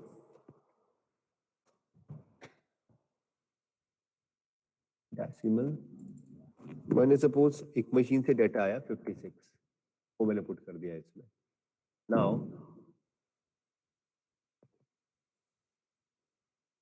जैसे मैं ऑन करूंगा, 56 will be copied into 3 different memories.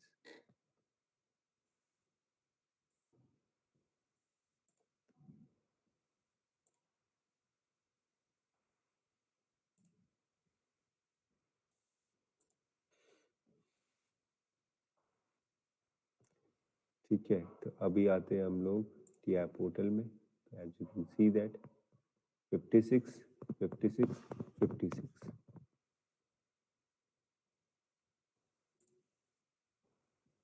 तो अब MW2 में जो 56 आया बाइट से, now this 56 having the bit weightage of 16 bit. Now at MD4 this 56 having the bit weightage of 32 bits and this 56 having the bit weightage of 8 bits, यानी कि 1 bite का है। तो ये कॉपी करेगा irrespective to कि हमारा डाटा टाइप क्या है, और जो भी डाटा जिस भी डाटा टाइप में हम लोग पेस्ट करेंगे वो उसी का ही बिट वेटेज को एक्वायर कर लेगा। अभी सपोज मैं जाता हूँ, यहाँ पे चेंज कर देते हैं हम लोग 75। जैसे ही डाटा चेंज हुआ ये भी चेंज हो जाएगा। तो move is nothing a copy paste thing, it will copying from one place to another, और आप जितना देना चाहो वहां पे दे सकते हो। So it will before if the system have multiple और सेम टाइप ऑफ प्रोसेसेस, और अगर आपको किसी भी जगह पे डाटा शिफ्ट करना है तो आएगा। अभी ये क्वेश्चन कल हमने देखा था ना, वो 0 मूव किया था, इसे भी करेंगे। जब हम शिफ्ट पे आएंगे तो शिफ्ट में आपको ये हेल्प करेगा। ठीक है, तो कोई डाउट है मूव में? कॉपी करेगा सिर्फ, टेक्स्ट मत करना। अभी प्रेजेंट इसमें प्रेजेंट कर रहा हूँ तो टेक्स्ट शो नहीं होगा। सर अगर इनपुट में सर हम अगर MW यूज करते हैं और अगर हम आउटपुट थर्ड आउटपुट हमारा MD, अगर उसमें हम 256 पुश करते हैं तो सर करस्पॉन्डिंग आउटपुट फेल होता है पूरा नेटवर्क। MW2 ले लिया हमने। ओहो, यहाँ पे चेंज करना पड़ेगा मुझे। MW6, अभी देखो ये MW2 है, 6 है, 4 है और 1 है। ठीक है, यस सर। ओहो 4 5 6 7 MD 4 5 6 7 8 आएगा। MW8 तो अभी चेक करते हैं। 256 तो जाएगा नहीं, क्योंकि 255 is the max for MB1, 0 to 255। पर फिर भी हम लोग ट्राई करते हैं, देखते हैं क्या होता है। MW2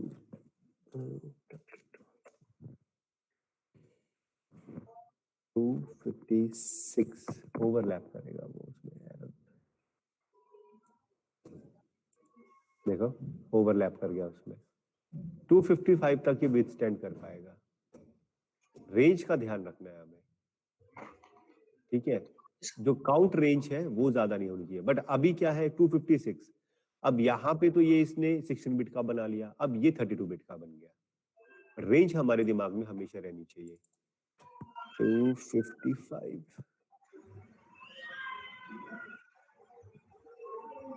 ये ले रहा है, यहाँ पे -1 ले रहा है, 254 पे ले लेते हैं। 254 प्लस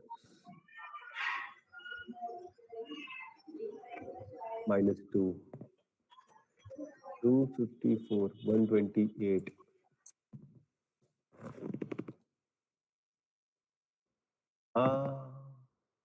अब ये माइनस में क्यों ले रहा है? रीजन देखो यहाँ पे, डाटा टाइप क्या है, प्लस माइनस साइंड है। That means 128 two plus 127। That's why. अब डाटा टाइप भी मैटर करता है। देखो यहाँ पे डाटा टाइप प्लस माइनस का है,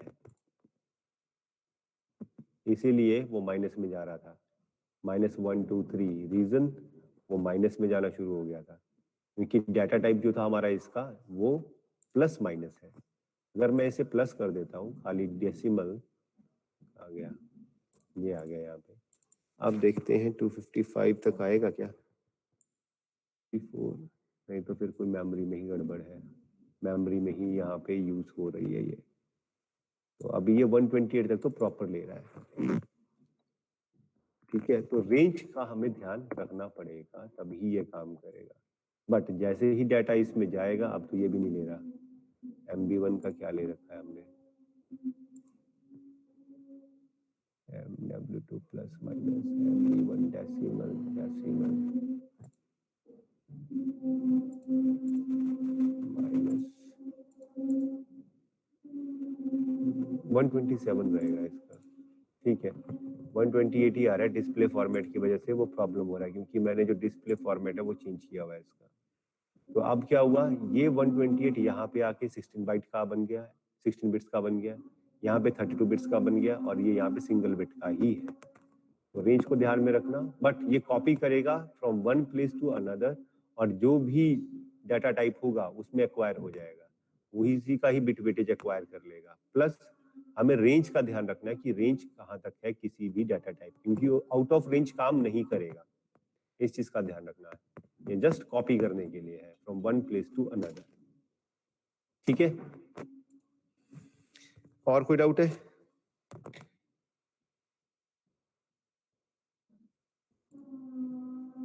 चलो फिर लास्ट हमारा इसमें, अभी लास्ट तो नहीं, सेकंड लास्ट हमारा आता है कन्वर्जन्स में analog signal processing. Analog signal processing, अभी तक हम लोग काम करते रहे डिजिटल सिग्नल के ऊपर, 0 1 के ऊपर। अगर हमारे पास एनालॉग सिग्नल है तो हम लोग उसे कैसे डील करेंगे, ठीक है। तो पहले हम करेंगे उसे नॉर्मलाइज, क्योंकि हमारे पास रहेगा इलेक्ट्रिकल सिग्नल। जो एनालॉग पीएलसी पे सिग्नल आएगा वो आएगा इधर, अगर वोल्टेज टाइप है तो 0 to 10 वोल्ट, और बाइपोलर है तो -10 to 10 +10 वोल्ट। अगर करंट टाइप है तो यूनिपोलर में 4 milli amperes to 20 milli amperes, और अगर बाइपोलर टाइप है तो -20 milli amperes to +20 milli amperes, ये रहेगा हमारे पास, ठीक है।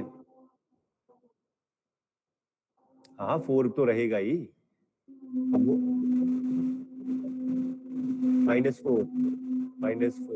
-4 हम देखो, +4 क्यों लेते हैं हम लोग, बताया था ना मैंने, हम लोग किसमें 0 करंट के केस में, वही तो बता रहा हूं मैं कि हम लोगों ने डिस्कस किया था ना कि why we are using 4 to 20 milli amperes except then 0 to 20 milli amperes, what is the reason.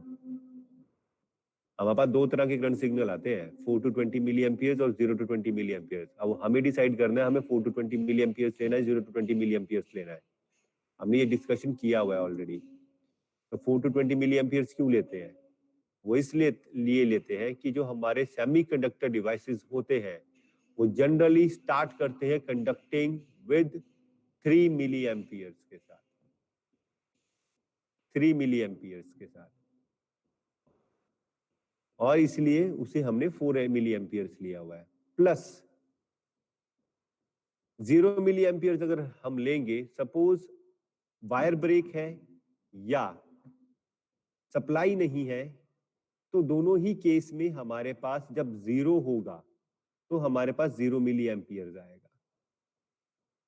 In case of 4 to milli amperes, अगर सप्लाई नहीं है और हमारे पास कोई वायर ब्रेक है तो 0 तो हमारे पास 0 आएगा।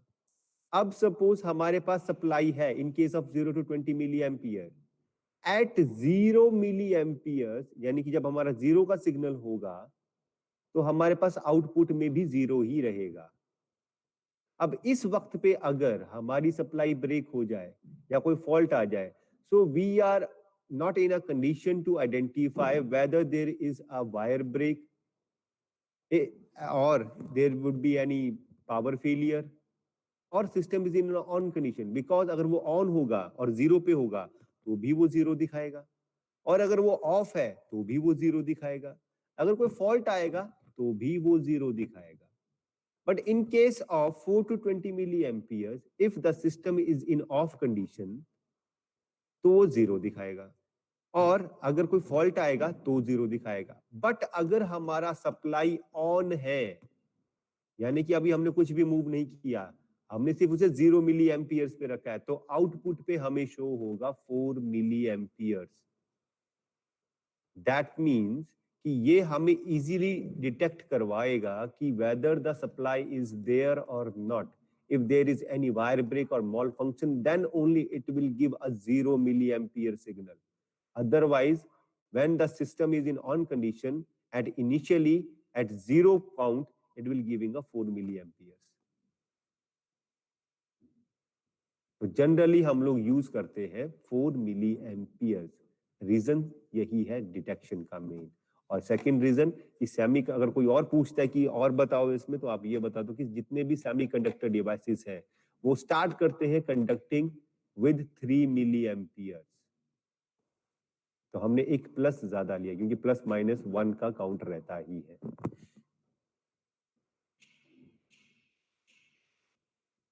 क्लियर है?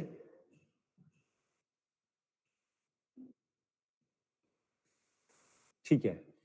तो पहले हम क्या करेंगे, जो भी इलेक्ट्रिकल सिग्नल आएगा या करंट सिग्नल आएगा वो रॉ डाटा है हमारे पास. तो पीएलसी उसको नहीं अंडरस्टैंड करती. पीएलसी अंडरस्टैंड करती है 0-1 को.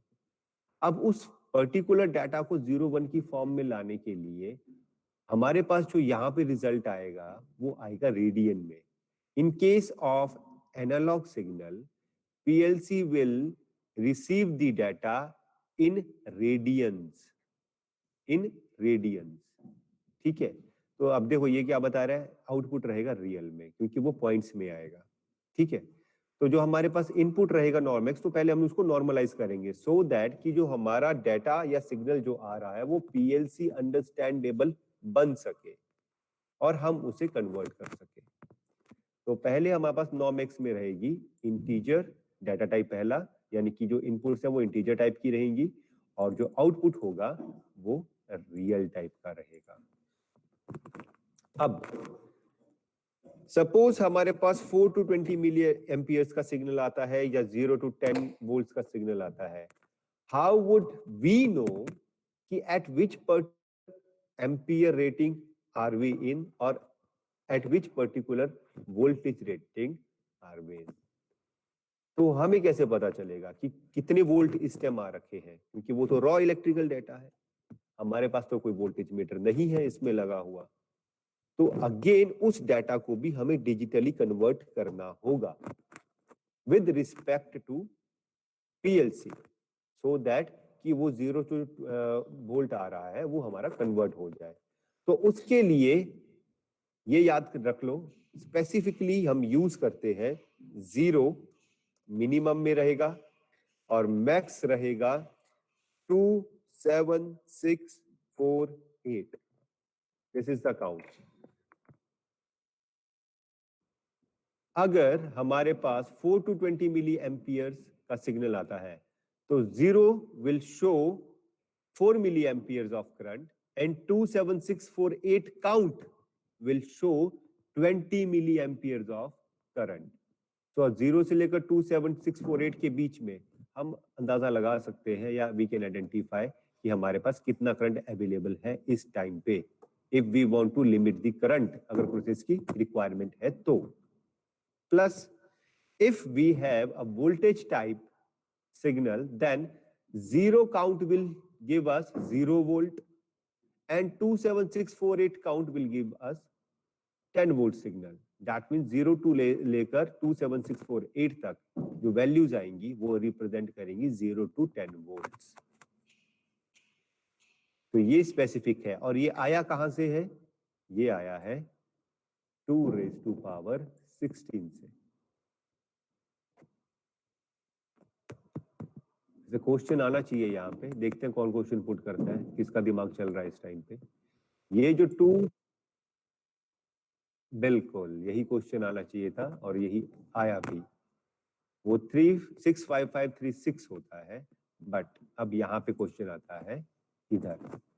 ये 2⁻16 पहला क्वेश्चन आना चाहिए था. ये 2⁻16 लिया कैसे, क्यों लिया, रीजन क्या है 2⁻16 लेने का. 2⁻8 क्यों नहीं लिया, 2⁻32 क्यों नहीं लिया, 2⁻16 ही क्यों लिया. पहला क्वेश्चन तो ये आना चाहिए. देन उसके बाद 65536 की बात करते हैं. तो 2⁻16 इसलिए लिया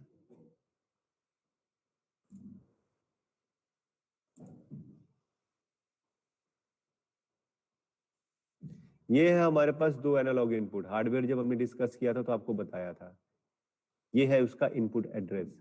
पढ़ो कितने हैं, 64 से लेकर 67। कितने इनपुट है हमारे पास, दो। दैट मींस 64 से लेकर 67 तक जो भी हमारे पास वैल्यूज है, they are equally divided into two inputs, यानी कि वो दो इनपुट्स के एड्रेस है। क्या क्या एड्रेस हुए, एनालॉग इनपुट 1 का एड्रेस हुआ 64 65 और analog input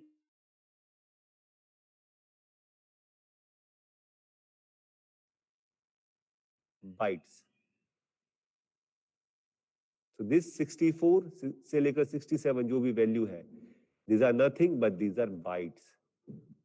So the first input address for analog input is 64th byte and 65th byte.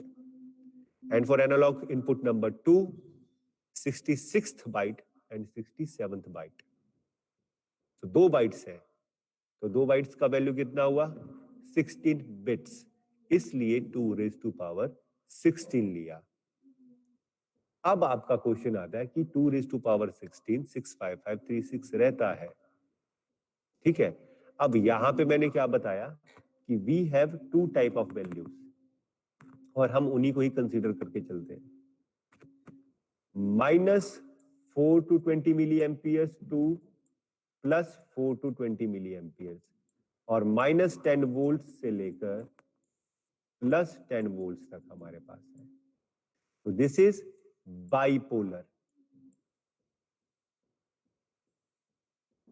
और जब भी हम लोग माइनस में डील करते हैं तो क्या होता है, जो भी हमारे पास वैल्यू आएगी वो इक्वली डिवाइड हो जाएगी हाफ में, यानी कि 3 2 7 6 8 माइनस के 2 प्लस 3 2 7 6 7। अब आप यहां पे क्वेश्चन ये आना चाहिए फिर भी 2 7 6 4 8, ये तो कहीं से भी सेटिस्फाई नहीं करी कंडीशन को। तो ये एक स्टैंडर्ड काउंट है, वो इसलिए दिया जाता है। अभी मैं एक नया बना देता हूं यहां पे, ये 27648 is the standard count which will represent either 0 to 10 volt or 4 to 20 milliamperes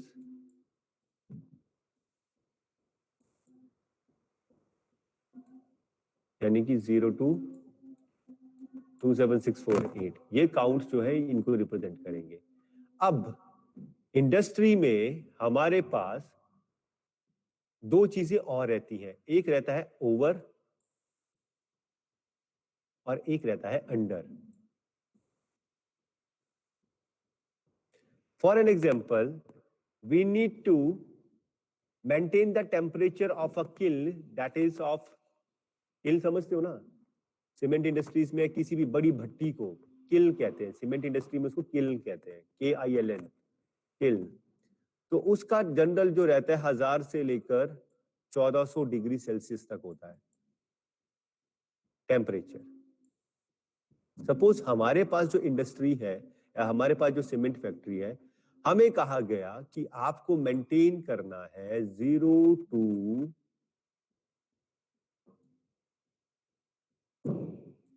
1000 degree Celsius का टेम्परेचर, 0 to 1000 डिग्री सेल्सियस का टेम्परेचर। अब सपोज हमारे पास एटमॉस्फेरिक कंडीशन की वजह से जो टेम्परेचर था वो बिलो चला गया,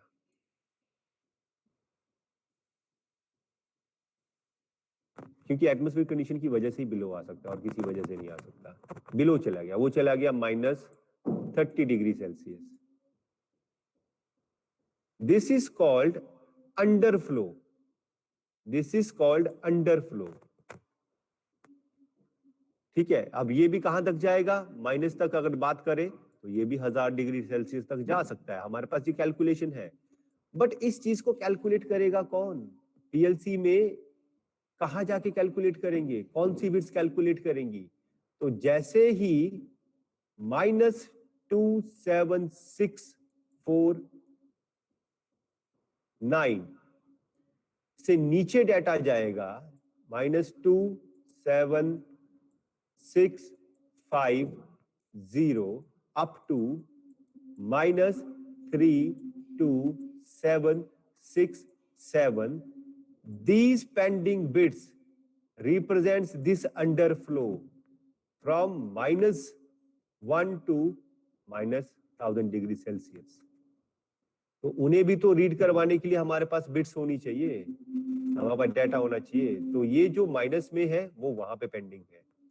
प्लस में अब ओवर हीटिंग हो रही है, एटमॉस्फेयर कंडीशन भी है, सनी डेज है, समर के डेज है, ओवर हीटिंग हो रही है और हमारे पास जो टेम्परेचर है वो 1000 डिग्री से ज्यादा हो गया, सपोज 1100 डिग्री हो गया। तो 27648 तक तो वो 1000 दे रहा था, उससे ऊपर का अगर रीडिंग आएगा तो उसे कौन रिप्रेजेंट करेगा, पीएलसी में कैसे पता लगेगा? तो +27648 से ऊपर जितना भी डाटा आएगा अप टू 32767 वो कहलाया जाएगा ओवरफ्लो।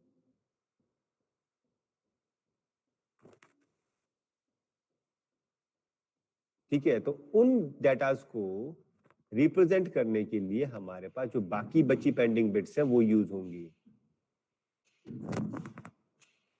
तो दैट्स वाई ये एक स्टैंडर्ड काउंट लिया है जो कि 0 से 10 वोल्ट्स को रिप्रेजेंट करेगा, 4 to 20 मिली एम्पियर्स को रिप्रेजेंट करेगा।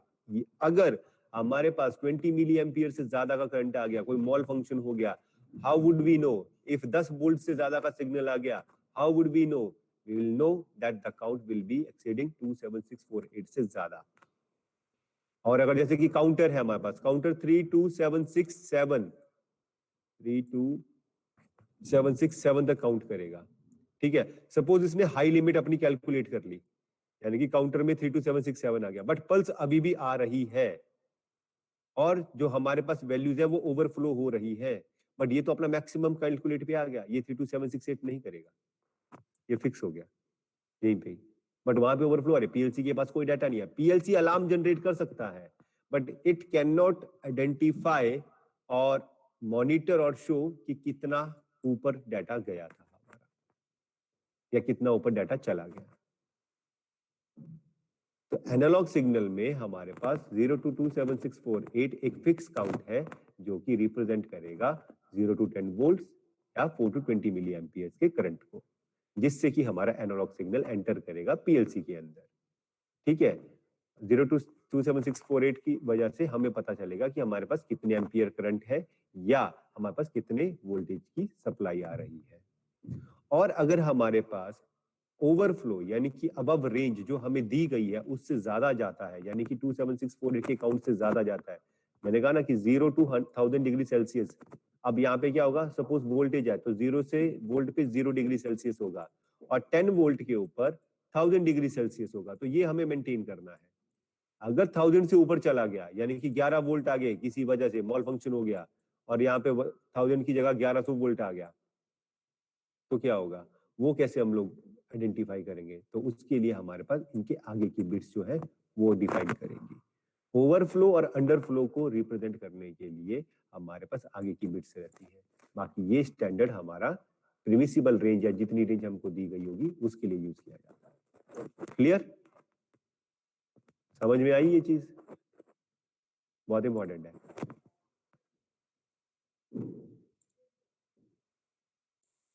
बोलोगे या नहीं?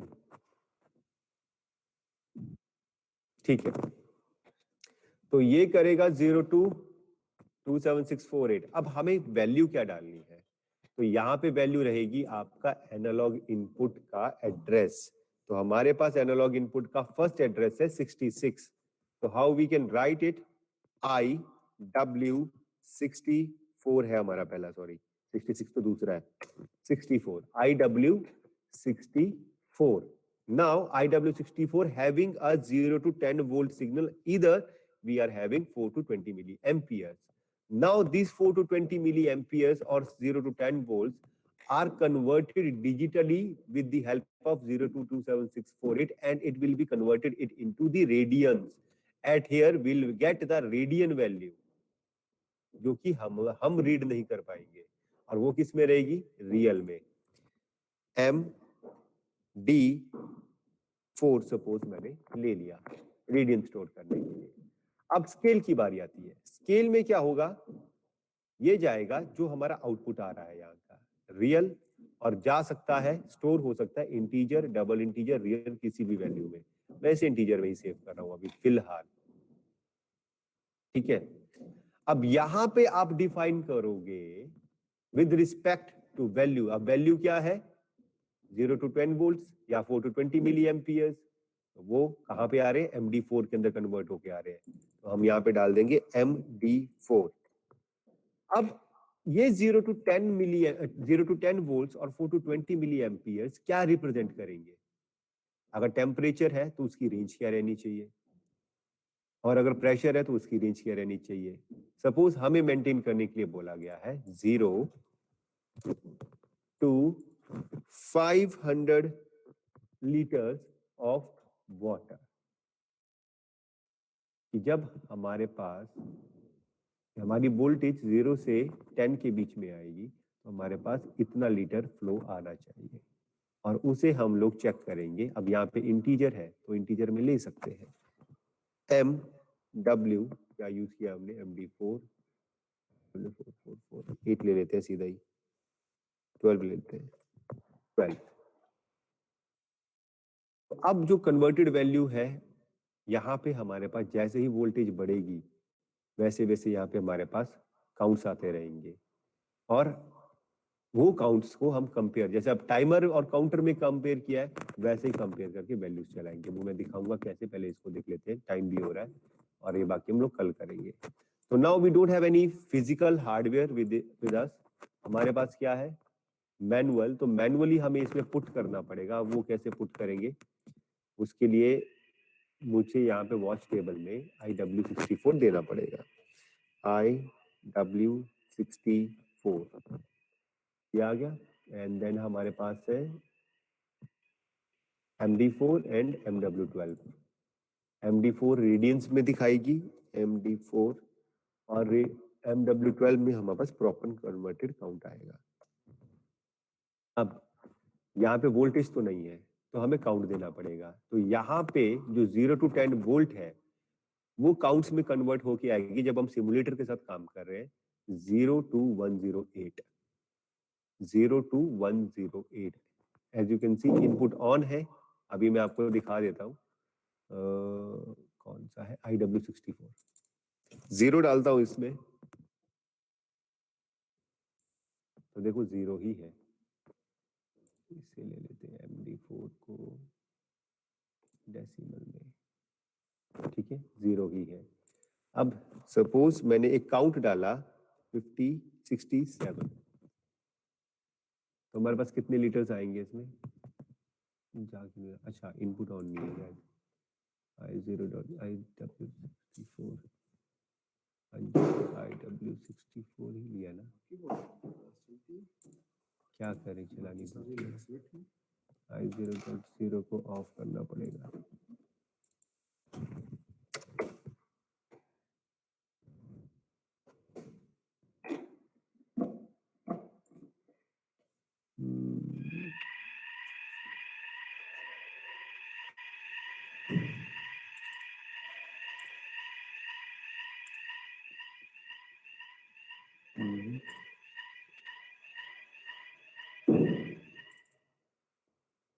W64 में डाटा नहीं जा रहा है।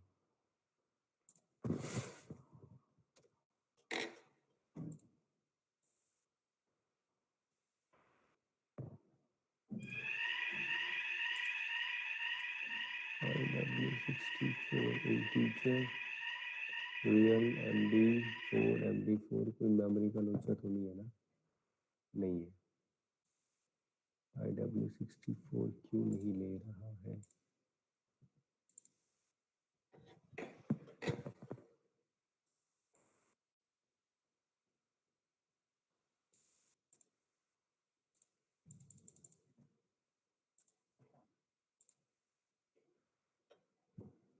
ये यहाँ पे कुछ गड़बड़ हो रहा है।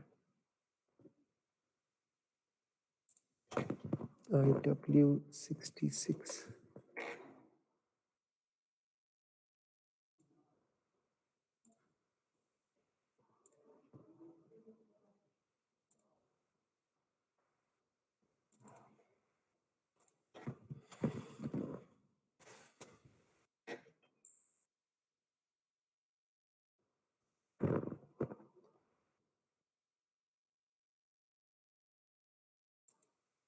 लॉक। अरे ठीक है, मेरी गलती है। मैं इनपुट को एक्सेस कर रहा हूँ वॉच टेबल से। IW66 यहाँ से करना है, और हमारे पास है MD4 एंड MW12।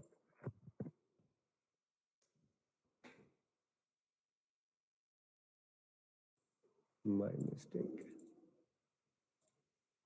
जैसे ही मैं 65 लूंगा, एंटर, तो ये मेरे पास 0 से लेकर 27648 के बीच का काउंट आ गया। दैट मीन्स इतना काउंट के अकॉर्डिंग हमारे पास वोल्टेज है।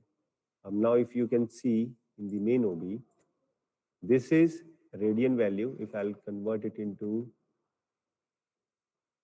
हेक्साडेसिमल में ही है, और यहाँ पे विद रिस्पेक्ट टू दिस आ गया 0 से 500 के बीच में, यानी कि अभी हमारे पास 301 लीटर्स के हिसाब से फ्लो आ रहा है। ठीक है, अभी जैसे मैं इसमें 108 डालूंगा तो सीधे ही 500 हमारे पास आ जाएगा। 108, ये 108 रिप्रेजेंट्स आ गया, 108 रिप्रेजेंट्स 10 वोल्ट्स।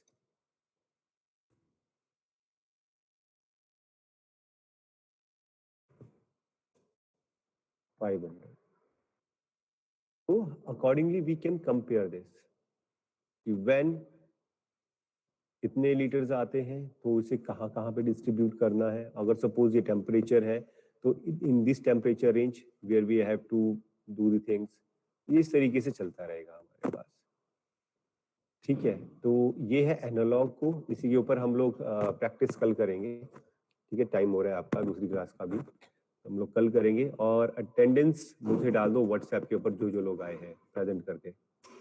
ठीक है, तो नॉर्मेक्स नॉर्मलाइज करेंगे हम लोग with respect to 0227648 and 0227648 represents analog input signal in digital format, जो कि रॉ इलेक्ट्रिकल सिग्नल होगा, इधर 0 to 10 वोल्ट होगा या 4 to 20 मिली एम्पियर्स होगा।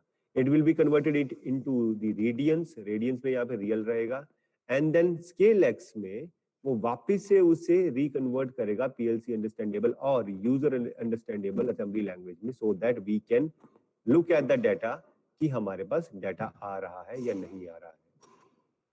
ठीक है, ये है हमारा एनालॉग सिग्नल जो कैसे हम लोग प्रोसेस करते हैं। तो दिस इज द इंस्ट्रक्शन नॉर्मेक्स एंड स्केल एक्स, बोथ एक साथ यूज होती है, तभी करेंगे। एक बार हम लोग कल फिर डिस्कस कर लेंगे।